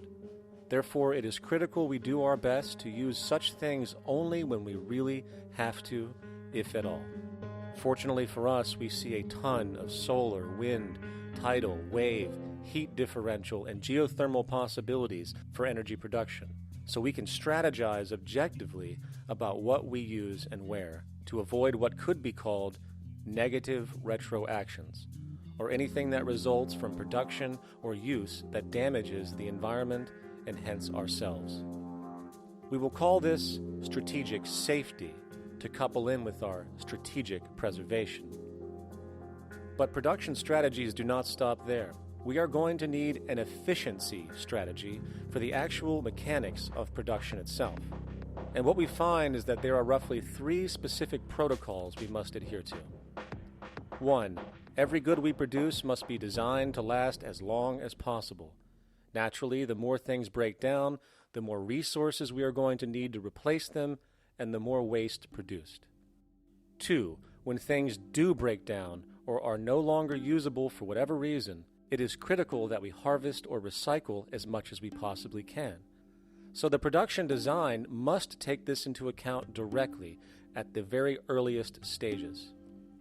3.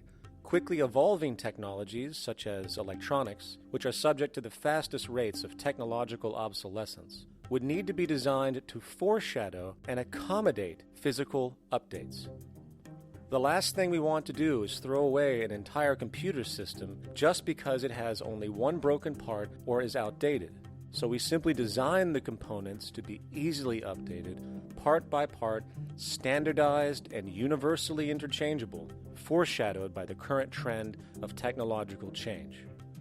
And when we realize that the mechanisms of strategic preservation, strategic safety, and strategic efficiency are purely technical considerations, devoid of any human opinion or bias, we simply program these strategies into a computer which can weigh and calculate all the relevant variables, allowing us to always arrive at the absolute best method for sustainable production based on current understandings.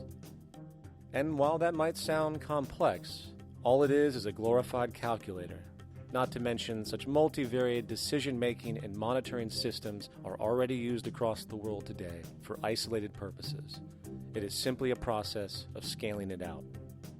So, now we not only have our resource management system, but also a production management system, both of which are easily computer automated to maximize efficiency, preservation, and safety.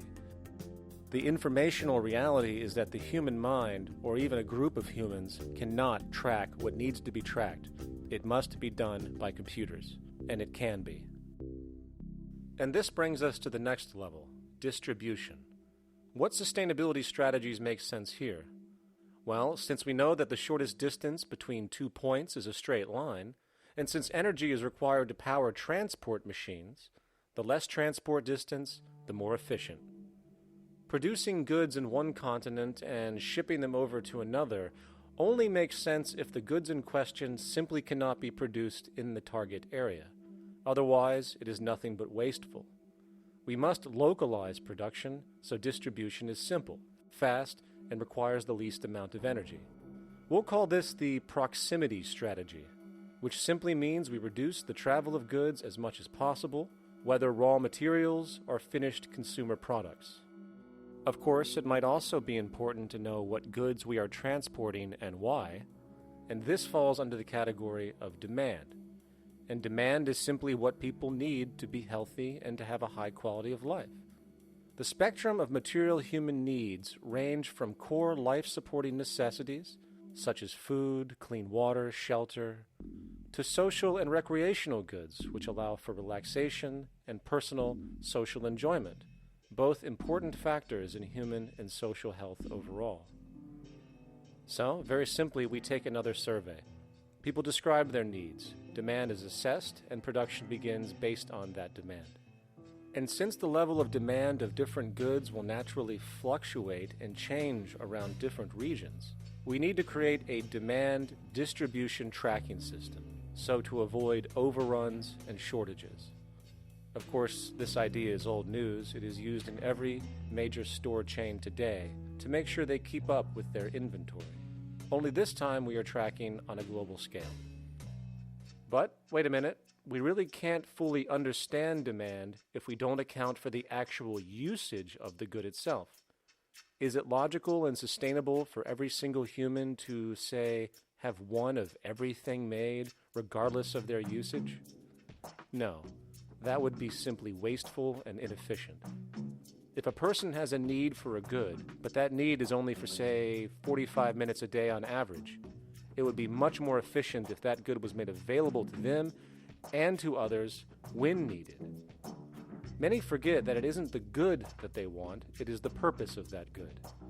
When we realize that the good itself is only as important as its utility, we see that external restriction, or what we might call today ownership, is extremely wasteful and environmentally illogical in a fundamental economic sense.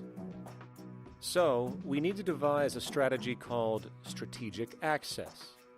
This would be the foundation of our demand distribution tracking system, which makes sure we can meet the demand of the population's needs for access of whatever they need when they need it. And as far as physically obtaining the goods, centralized and regional access centers all make sense for the most part, placed in close proximity to the population, and a person would simply come in, take the item, use it, and when finished, return it when it is no longer needed. Sort of how a library works today. In fact, these centers could not only exist in the community in the way we see local stores today, but specialized access centers would exist in specific areas where often certain goods are utilized, saving more energy with less repeat transport.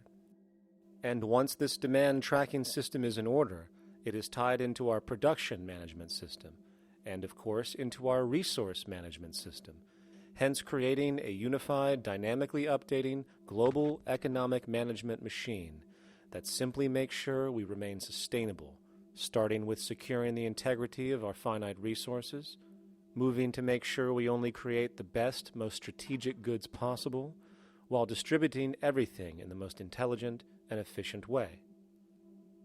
And the unique result of this preservation-based approach, which is intuitively counter to many, is that this logical, ground-up, empirical process of preservation and efficiency, which can only define true human sustainability on this planet, would likely enable something never before seen in human history. Access abundance, not just for a percentage of the global population, but the entire civilization.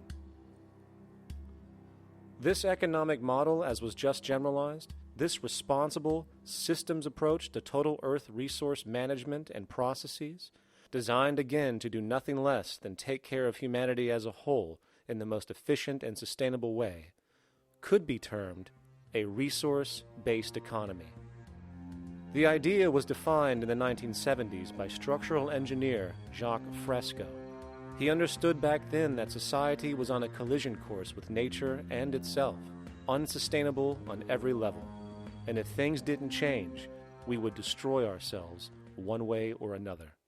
All these things you're saying, Jacques, could they be built with what we know today, or are some of these things, are you guessing based on what we know today? No.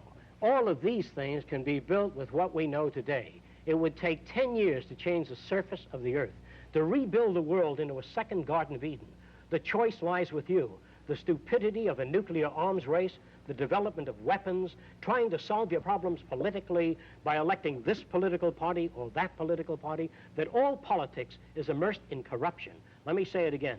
Communism, socialism, fascism, the Democrats, the liberals, we want to absorb human beings. All organizations that believe in a better life for man, there are no Negro problems or Polish problems or Jewish problems or Greek problems or women's problems. They're human problems. I'm not afraid of anybody. I don't work for anyone. No one can discharge me. I have no boss. I am afraid to live in the society we live in today. Our society cannot be maintained by this type of incompetency. It was great, the free enterprise system, about 35 years ago. That was the last of its usefulness. Now we've got to change our way of thinking or perish. The horror movies of the future will be our society, the way it didn't work. And politics would be part of a horror movie. Lots of people today use the term cold science because they're analytical. And they don't even know what analytical means. Science means closer approximations of the way the world really works. So it's telling the truth, is what it is. A scientist doesn't try to get along with people. They tell them what their findings are. They have to question all things. And if some scientist comes up with an experiment that shows certain materials have certain strength, other scientists have to be able to duplicate that experiment and come up with the same results. Even if a scientist feels that an airplane wing, due to mathematics or calculations, can hold up a given amount of weight, they still pile sandbags on it to see when it breaks. And they say, you know, my calculations are right, or they're not correct. I love that system because it's free of bias and free of thinking that math can solve all the problems. You have to put your math to test also. I think that every system that can be put to test should be put to test. And that all decisions should be based upon research. A resource-based economy is simply the scientific method applied to social concern, an approach utterly absent in the world today.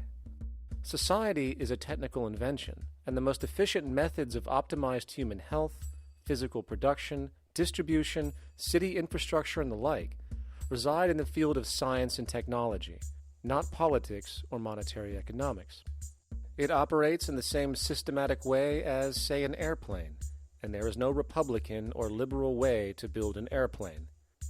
Likewise, nature itself is the physical referent we use to prove our science, and it is a set system, emerging only from our increased understanding of it. In fact, it has no regard for what you subjectively think or believe to be true. Rather, it gives you an option. You can learn and fall in line with its natural laws and conduct yourself accordingly, invariably creating good health and sustainability, or you can go against the current to no avail. It doesn't matter how much you believe you can just stand up right now and walk on the wall next to you. The law of gravity will not allow it. If you do not eat, you will die. If you are not touched as an infant, you will die. As harsh as it may sound, nature is a dictatorship, and we can either listen to it and come in harmony with it, or suffer the inevitable adverse consequences. So, a resource-based economy is nothing more than a set of proven, life-supporting understandings where all decisions are based upon optimized human and environmental sustainability. It takes into account the empirical life ground, which every human being shares as a need, regardless, again, of their political or religious philosophy. There is no cultural relativism to this approach. It isn't a matter of opinion. Human needs are human needs, and having access to the necessities of life, such as clean air, nutritious food, and clean water, along with a positively reinforcing, stable, nurturing, and non-violent environment, is demanded for our mental and physical health, our evolutionary fitness, and hence the species' survival itself. A resource-based economy would be based upon available resources. You can't just bring a lot of people to an island or build a city of 50,000 people without having access to the necessities of life. So when I use the term a comprehensive systems approach, I'm talking about doing an inventory of the area first and determining what that area can supply, not just architectural approach, not just design approach, but design must be based on all of the requirements to enhance human life. And that's what I mean by an integrated way of thinking. Food, clothing, shelter, warmth, love, all those things are necessary.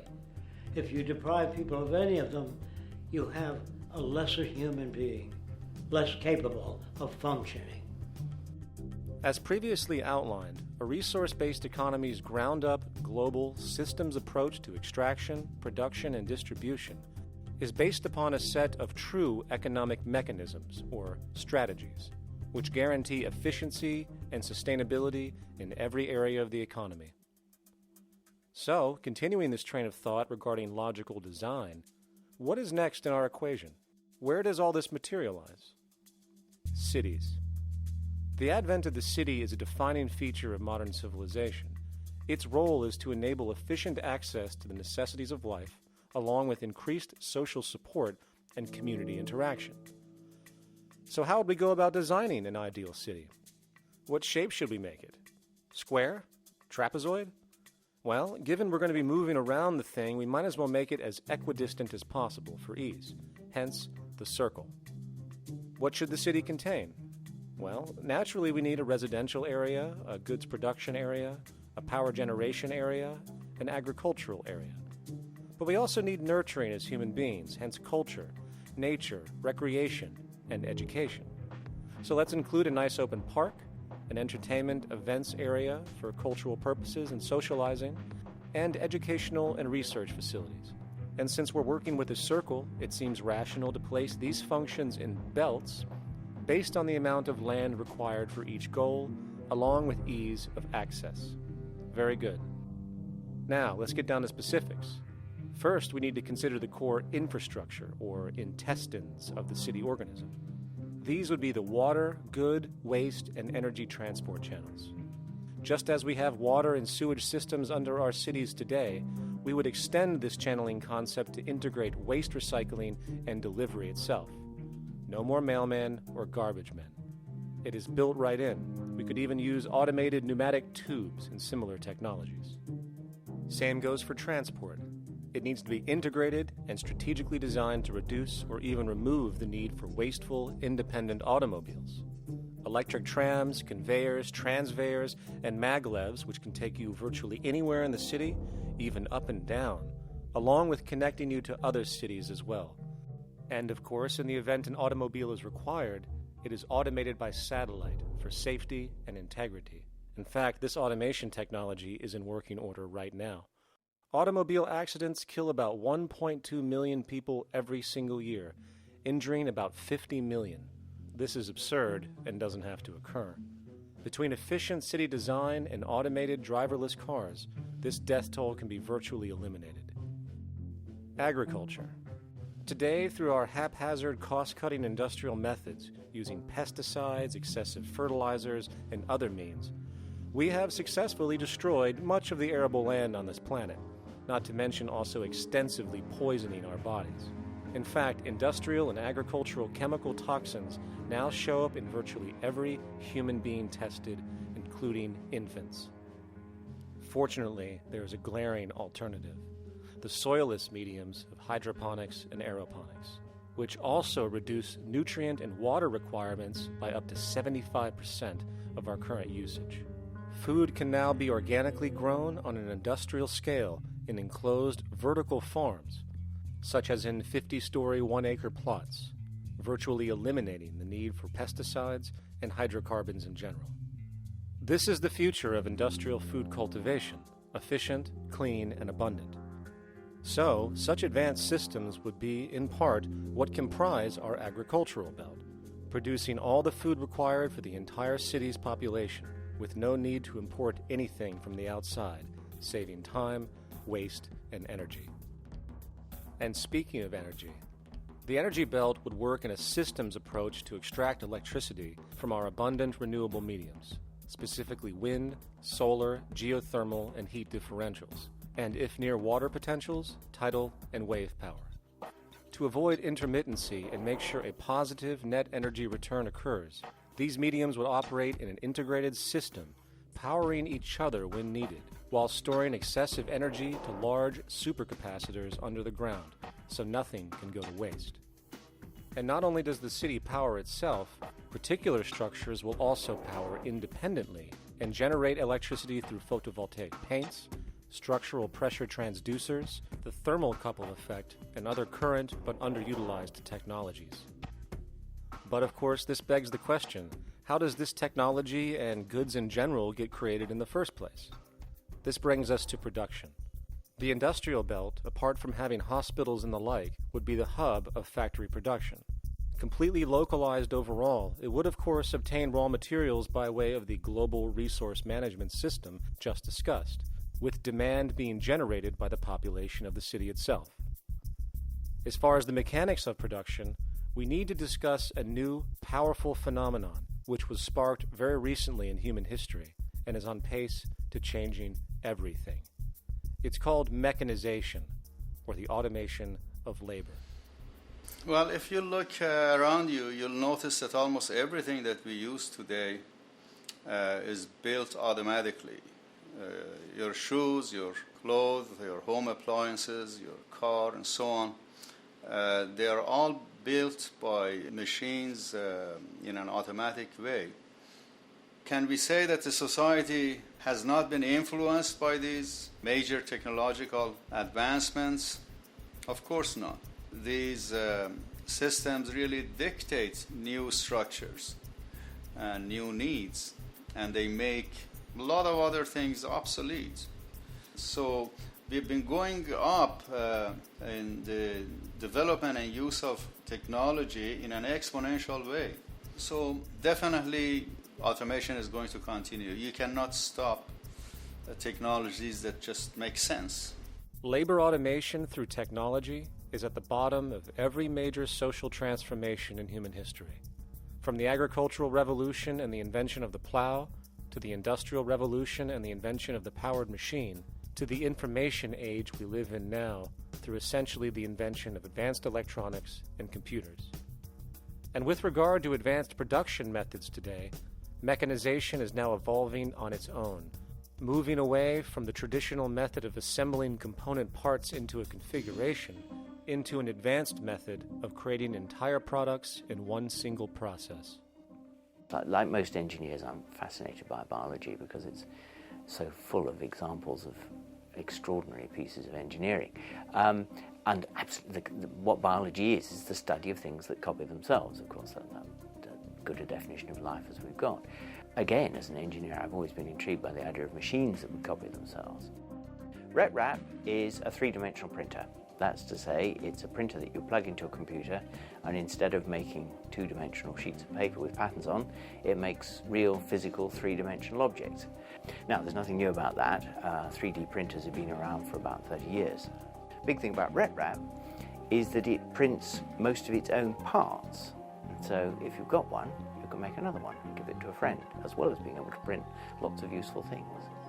From the simple printing of basic household goods in your home, to the printing of an entire automobile body in one swoop, advanced automated 3D printing now has the potential to transform virtually every field of production, including home construction. Contour crafting is actually a fabrication technology, the so-called 3D printing, when you directly build a 3D object from a computer model. Using contour crafting, it will be possible to build a 2,000 square foot home entirely by the machine in one day. The reason that people are interested in automating construction is that it really brings a lot of benefits. For example, construction is pretty labor intensive, and although it provides job for a sector of the society, it also has issues and complications. For example, construction is the most dangerous job that there is. It is worse than mining and agriculture. It has got the highest level of fatality almost in every country. Another issue is the waste. An average home in the United States has 3 to 7 tons of waste.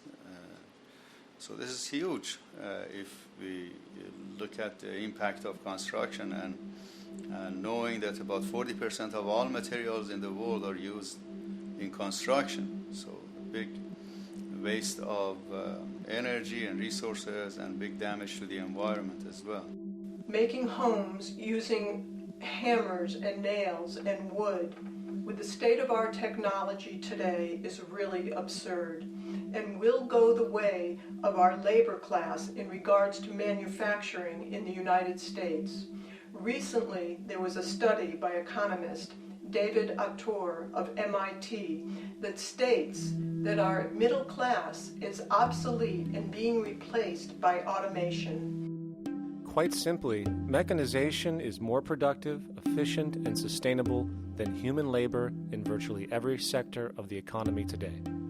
Machines do not need vacations, breaks, insurance, pensions, and they can work 24 hours a day every day. The output potential and accuracy compared to human labor is unmatched. The bottom line, repetitive human labor is becoming obsolete and impractical across the world, and the unemployment you see around you today is fundamentally the result of this evolution of efficiency in technology. For years, market economists have dismissed this growing pattern, which could be called technological unemployment, because of the fact that new sectors always seem to emerge to reabsorb the displaced workers. Today, the service sector is the only real hub left and currently employs over 80% of the American workforce, with most industrialized countries maintaining a similar proportion. However, this sector is now being challenged increasingly by automated kiosks, automated restaurants, and even automated stores. Economists today are finally acknowledging what they have been denying for years. Not only is technological unemployment exasperating the current labor crisis we see across the world due to the global economic downturn, but the more the recession deepens, the faster the industries are mechanizing. The catch, which is not realized, is that the faster they mechanize to save money, the more they displace people, the more they reduce public purchasing power. This means that while the corporation can produce everything more cheaply, fewer and fewer people will actually have money to buy anything, regardless of how cheap they become. The bottom line is that the labor for income game is slowly coming to an end. In fact, if you take a moment to reflect on the jobs which are in existence today, which automation could take over right now if applied, 75% of the global workforce could be replaced by mechanization tomorrow. And this is why, in a resource-based economy, there is no monetary market system, no money at all, for there is no need. A resource-based economy recognizes the efficiency of mechanization and accepts it for what it offers. It doesn't fight it like we do today. Why? Because it is irresponsible not to, given any interest in efficiency and sustainability. And this brings us back to our city system.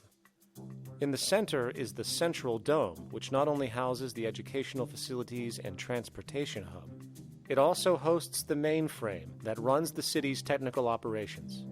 The city is, in fact, one big automated machine. It has sensors in all technical belts to track the progress of agriculture, energy gathering, production, distribution, and the like. Now, would people be needed to oversee these operations in the event of a malfunction or the like? Most probably yes, but that number would decrease over time as improvements continue. However, as of today, maybe 3% of the city population would be needed for this job when you break it down. And I can assure you that in an economic system which is actually designed to take care of you and secure your well-being, without you having to submit to a private dictatorship on a daily basis, usually to a job that is either technically unnecessary or socially pointless, while often struggling with debt that doesn't exist just to make ends meet.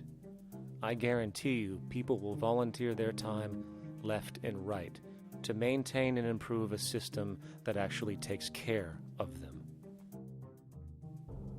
And coupled with this issue of incentive comes the common assumption that if there isn't some external pressure for one to work for a living, people will just sit around, do nothing, and turn into fat, lazy blobs.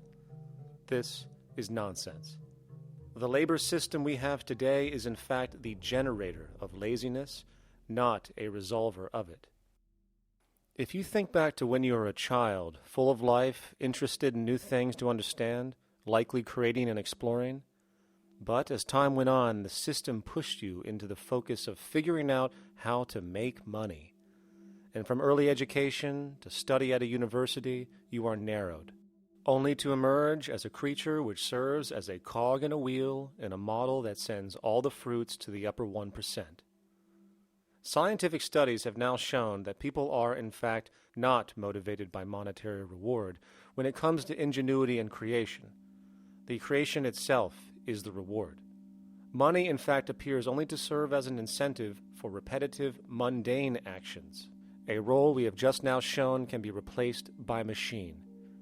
So when it comes to innovation, the actual use of the human mind, the monetary incentive has proven to be a hindrance, interfering and detracting from creative thought.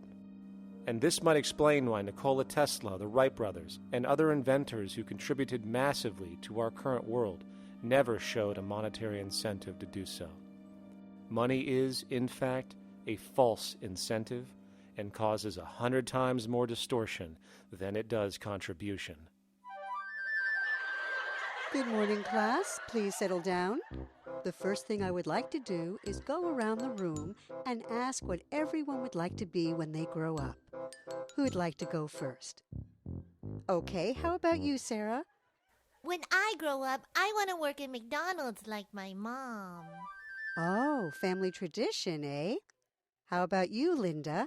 When I grow up, I'm going to be a prostitute on the streets of New York City. Oh, glamour girl, huh? Very ambitious. How about you, Tommy? When I grow up, I'm going to be a rich, elitist businessman who works on Wall Street and profits off of the collapse of foreign economies. Enterprising, and great to see some multicultural interest. As stated before, a resource-based economy applies the scientific method to social concern, and this isn't limited to simply technical efficiency. It also has the consideration of human and social well-being directly and what comprises it. What good is a social system if, in the end, it doesn't produce happiness and peaceful coexistence? So it is important to point out that with the removal of the money system and the necessities of life provided, we would see a global reduction in crime by about 95% almost immediately, for there is nothing to steal, embezzle, scam, or the like. 95% of all people in prisons today are there due to some monetary-related crime or drug abuse, and drug abuse is a disorder, not a crime. So what about the other 5%, the truly violent, often seeming to some as being violent for the sake of being violent? Are they just evil people?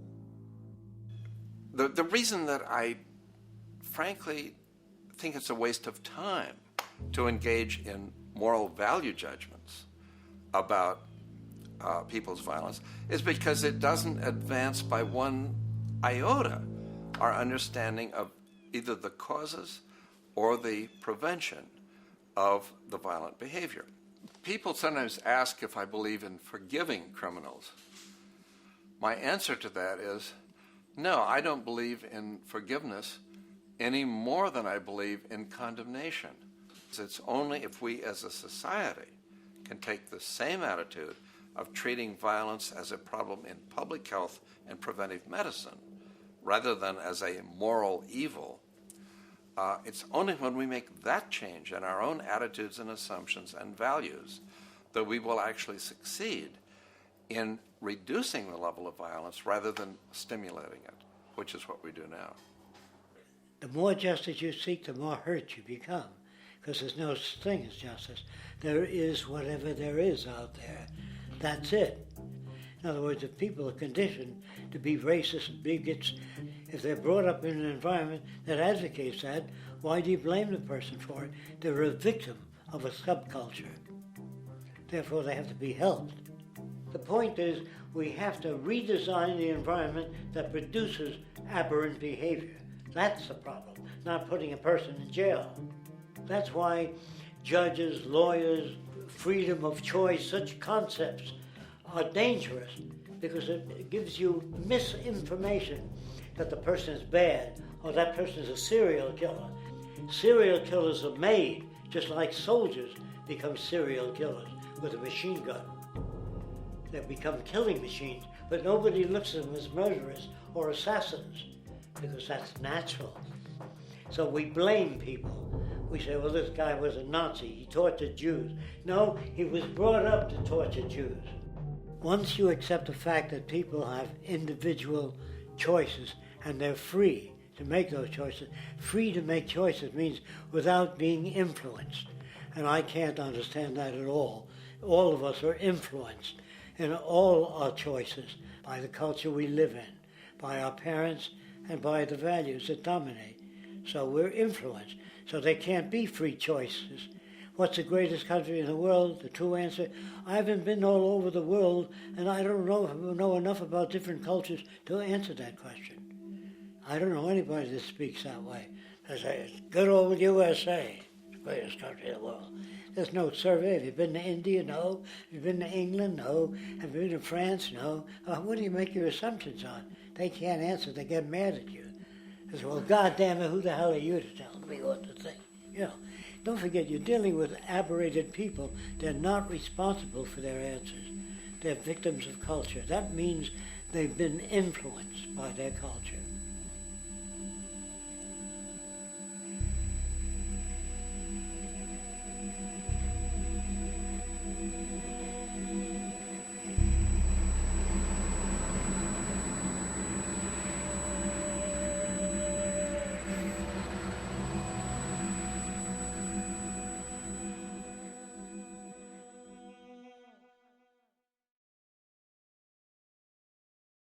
When we consider a resource-based economy, there are often a number of arguments that tend to come up with regard to the efficiency. Now hold on just a minute. Yes?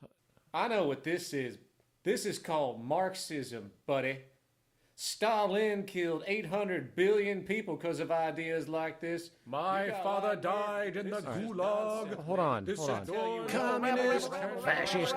You know, like America used to just leave. All right, everybody just calm down. Death to the New World Order. Death to the New World Order. And as the irrationality of the audience grew, shocked and confused, suddenly the narrator suffered a fatal heart attack. And the seemingly communist propaganda film was no more.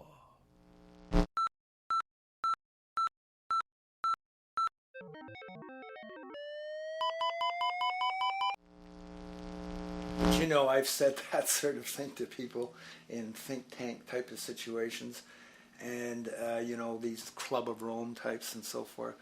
Marxist? What Marxist? Where did that come from? You know, they got this icon they hold on to as their holy grail, and it's such an easy one. You know, people ask if I'm a socialist or a communist or a capitalist, and I say I'm none of the above. And why do you think that those are the only options? All of those political constructs were created by writers who assumed that we lived on a planet of infinite resources. Not a one of those political philosophies even contemplates that there might be a shortage of anything. I believe that communism, socialism, free enterprise, fascism are part of social evolution, that you can't take a giant step from one culture to another, but they're in-between systems. Before there's any ism, we've got a life ground, and the life ground is, as I just described most easily, it's all the conditions required to take your next breath, and that involves the air you breathe, the water you get, the safety you have, the education you can access, all these things that we share and use and that no life in any culture can do without. So we've got to reset down to the life ground, and the life ground is no longer any ism. It's life value analysis. It's simply a matter of historical fact that the dominant intellectual culture of any particular society reflects the interest of the dominant group in that society. In a slave-owning society, the beliefs about human beings and human rights and so on will reflect the needs of the slave owners. In a society which again is based on the power of certain people to control and profit from the lives and work of millions of others, the dominant intellectual culture will reflect the needs of the dominant group. And so that if you look across the board, the ideas that pervade psychology and sociology and history and political economy and political science fundamentally reflect certain elite interests. And the academics who question that too much tend to get shunted to the side or to be seen as sort of radicals. The dominant values of a culture tend to support and perpetuate what is rewarded by that culture. And in a society where success and status is measured by material wealth, not social contribution, it is easy to see why the state of the world is what it is today.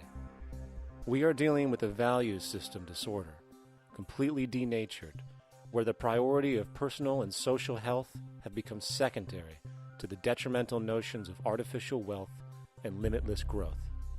And like a virus, this disorder now permeates every facet of government, news media, entertainment, and even academia. And built into its structure are mechanisms of protection from anything that might interfere. Disciples of the monetary market religion, the self-appointed guardians of the status quo, constantly seek out ways to avoid any form of thought which might interfere with their beliefs, the most common of which are projected dualities. If you are not a Republican, you must be a Democrat. If you are not a Christian, you might be a Satanist. And if you feel society can be greatly improved to consider perhaps, taking care of everyone, you're just a utopianist. And the most insidious of them all, if you are not for the free market, you must be against freedom itself. I'm a believer in freedom. Every time you hear the word freedom being said anywhere or government interference said anywhere, it means, decoded, blocking maximization of turning money into more money for private money possessors. That's it. Every other thing they'll say, oh, we need more commodities for people, oh, this is freedom against tyranny and so forth. Every time you see it, you can decode it down to that. And I think you'll find a one-to-one correlation with every time they use it. And this is a sense in which we might call it's a syntax, a governing syntax of understanding and of value, so that it governs beneath their own recognition of it. So they may not say, oh, I didn't mean that at all, but in fact, that's what they do. Just like you may speak a grammar, and you have rules of grammar you follow without recognizing what the rules are. And so what we have is what I call the ruling value syntax that underlies this. So every time they use these words, government interference, lack of freedom, or progress, or development, you can decode them all to come back to mean that. Of course, when you hear the word freedom, it tends to be in the same sentence with something called democracy. It's fascinating how people today seem to believe that they actually have a relevant influence on what their government does, forgetting that the very nature of our system offers everything for sale. The only vote that counts is the monetary vote, and it doesn't matter how much any activist yells about ethics or accountability. In a market system, every politician, every legislation, and hence every government is for sale. And even with the $20 trillion bank bailout starting in 2007, an amount of money which could have changed, say, the global energy infrastructure to fully renewable methods, instead going to a series of institutions that literally do nothing to help society, institutions that could be removed tomorrow with no recourse. The blind conditioning that politics and politicians exist for the public well-being still continues. The fact is, politics is a business, no different than any other in a market system, and they care about their self-interest before anything else. I don't really, honestly, deep down believe in political action. I think the system contracts and expands as it wants to. It accommodates these changes. I think the civil rights movement was an accommodation on the part of those who own the country. I think they see where their self-interest lies. They see a certain amount of freedom seems good, an illusion of liberty. Give these people a voting day every year so that they'll have the illusion of meaningless choice. Meaningless choice that we go like slaves and say, "Joe, I voted." The limits of debate in this country are established before the debate even begins, and everyone else is marginalized. They're made to seem either to be communists or some sort of disloyal person. A kook, there's a word. And now it's conspiracy. See, they've made that something that should not be even entertained for a minute, that powerful people might get together and have a plan. Doesn't happen. You're a kook. You're a conspiracy buff. And of all the mechanisms of defense of this system, there are two that repeatedly come up. The first is this idea that the system has been the cause of the material progress we have seen on this planet. Well, no. There are basically two root causes which have created the increased so-called wealth and population growth we see today. One, the exponential advancement of production technology, hence scientific ingenuity. And two, the initial discovery of abundant hydrocarbon energy, which is currently the foundation of the entire socioeconomic system. The free market, capitalist, monetary market system, whatever you want to call it, has done nothing but ride the wave of these advents with a distorted incentive system and a haphazard, grossly unequal method of utilizing and distributing those fruits. The second defense is a belligerent social bias generated from years of propaganda, which sees any other social system as a route to so-called tyranny, with various name droppings of Stalin, Mao, Hitler, and the death tolls they generated. Well, as despotic as these men might have been, along with the societal approaches they perpetuated, when it comes to the game of death, when it comes to the systematic daily mass murder of human beings, nothing in history compares to what we have today. Famines throughout at least the last century of our history have not been caused by a lack of food. They've been caused by relative poverty.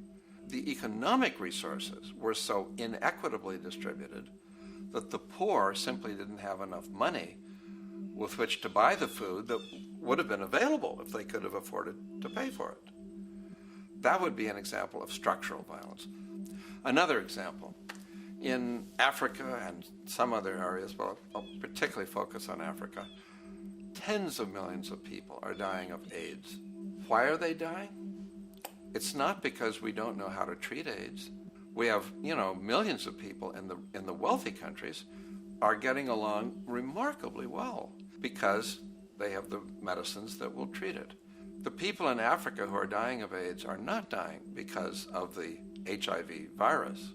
They're dying because they don't have the money with which to pay for the drugs that would keep them alive.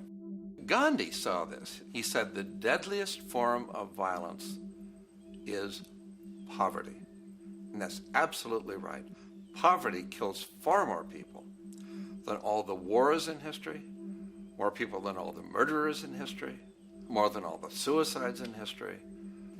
Not only does structural violence kill more people than all the behavioral violence put together, structural violence is also the main cause of behavioral violence.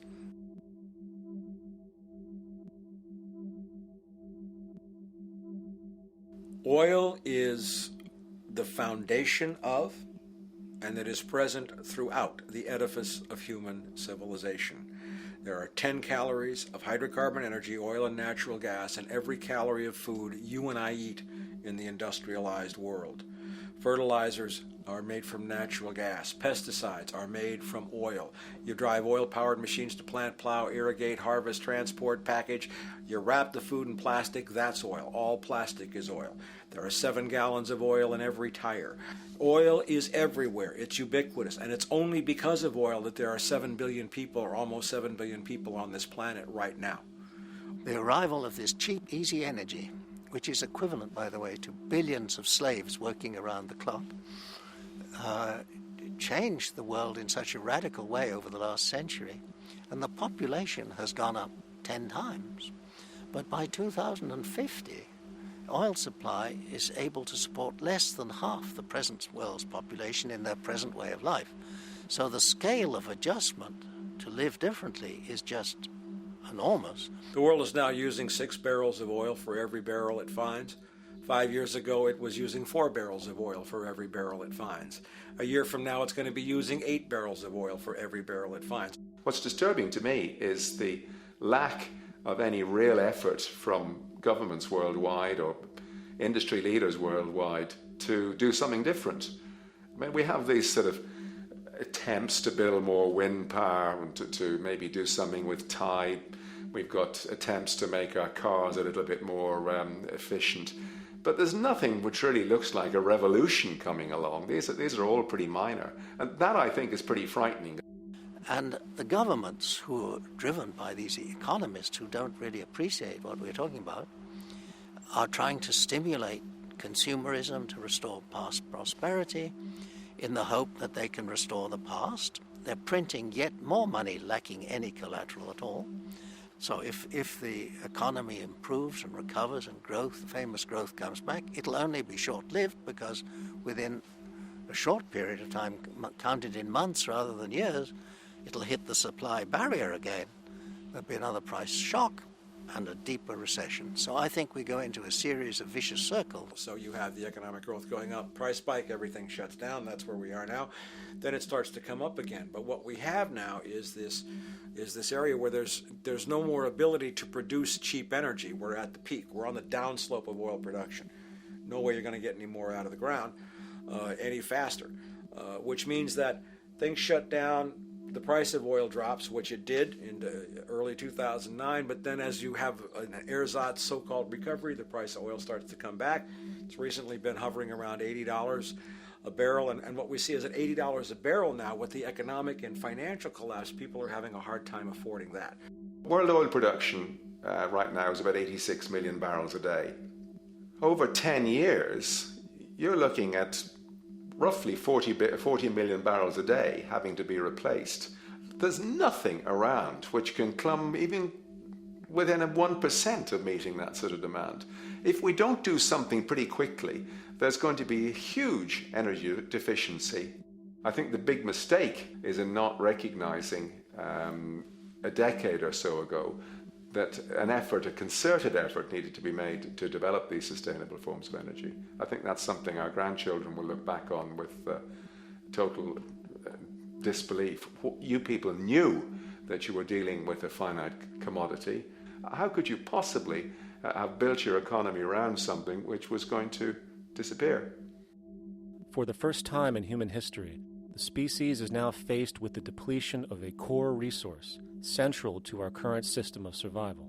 And the punchline of the whole thing is that even with oil becoming more and more scarce, the economic system will still blindly push its cancerous growth model so people can go out and buy more oil-powered cars to generate GDP and jobs, exasperating the decline.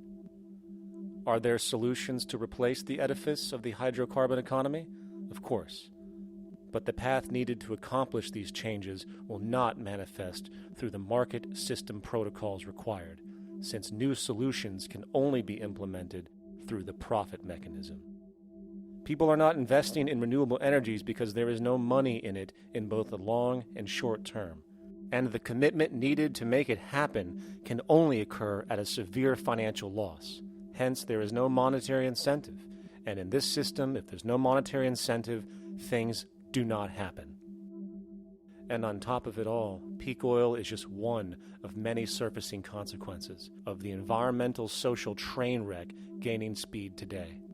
Other declines include freshwater, the very fabric of our existence, which is currently showing shortages for 2.8 billion people, and those shortages are on pace to reach 4 billion by 2030. Food production, the destruction of arable cropland, from which 99.7% of all human food comes from today, is occurring up to 40 times faster than it is being replenished. And over the last 40 years, 30% of the arable land has become unproductive. Not to mention that hydrocarbons are the backbone of agriculture today, and as it declines, so will the food supply. As far as resources in general, at our current patterns of consumption, by 2030 we will need 2 planets to continue our rates. not to mention the continual destruction of life-supporting biodiversity, causing extinction spasms and environmental destabilization across the globe.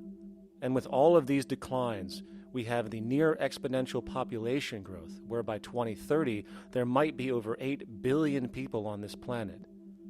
Energy production alone would need to increase 44% by 2030 to meet such demand. And again, since money is the only initiator of action, are we to expect that any country on the planet is going to be able to afford the massive changes needed to revolutionize agriculture, water processing, energy production, and the like, when the global debt pyramid scheme is slowly shutting the entire world down? Not to mention the fact that the unemployment you currently see is going to become normality due to the nature of technological unemployment. The jobs are not coming back. And finally, a broad social perspective.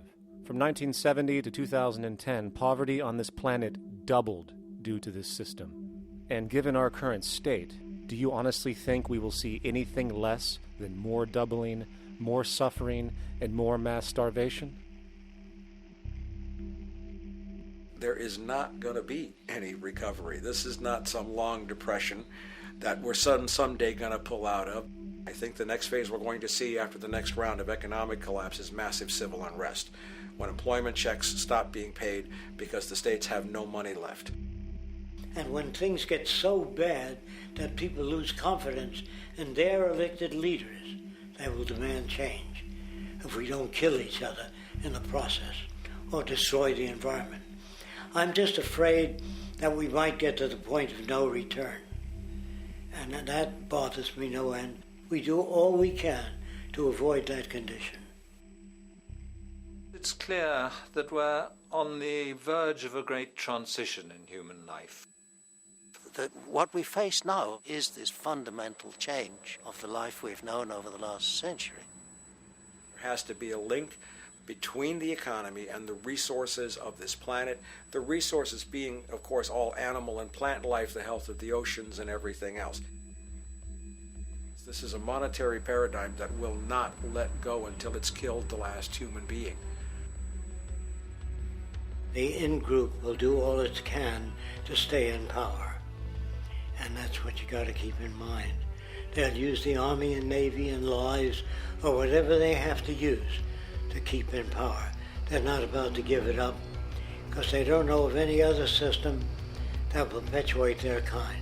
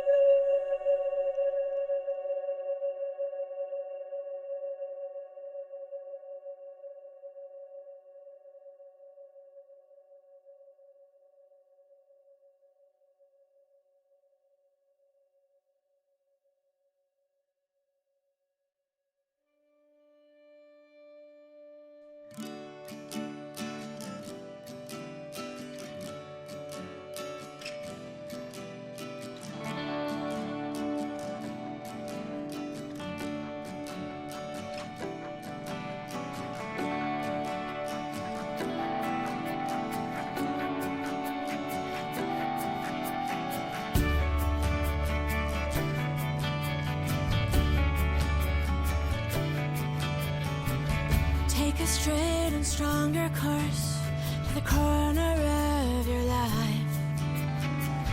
Just remember that the goal is for us all to capture all we want.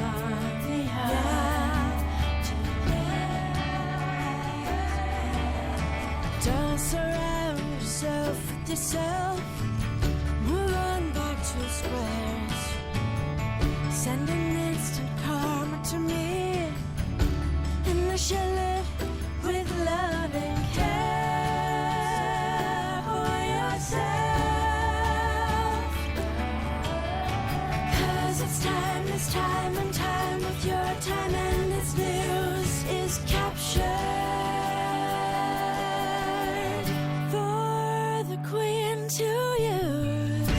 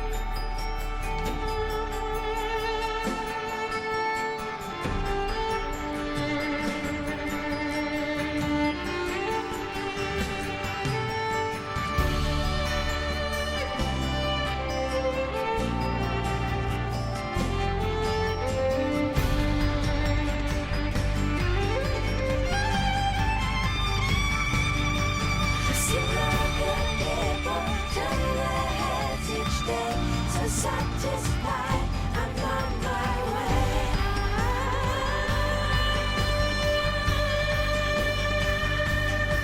To see other people turn their heads each day. So satisfied, I'm on my way.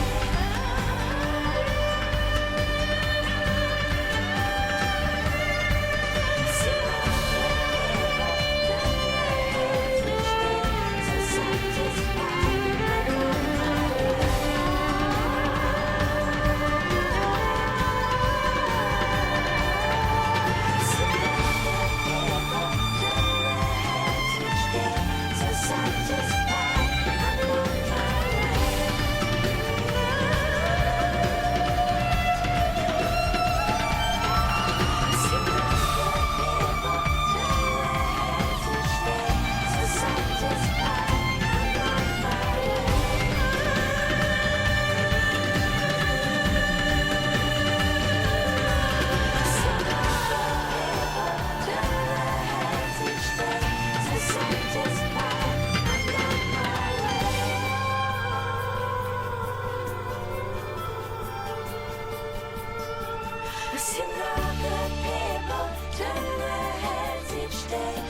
Satisfied, I'm on my way.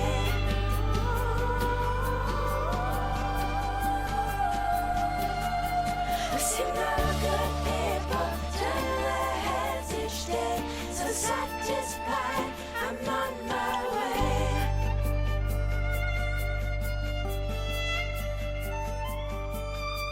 I've seen the good people turn their heads each day. So satisfied, I'm on my way.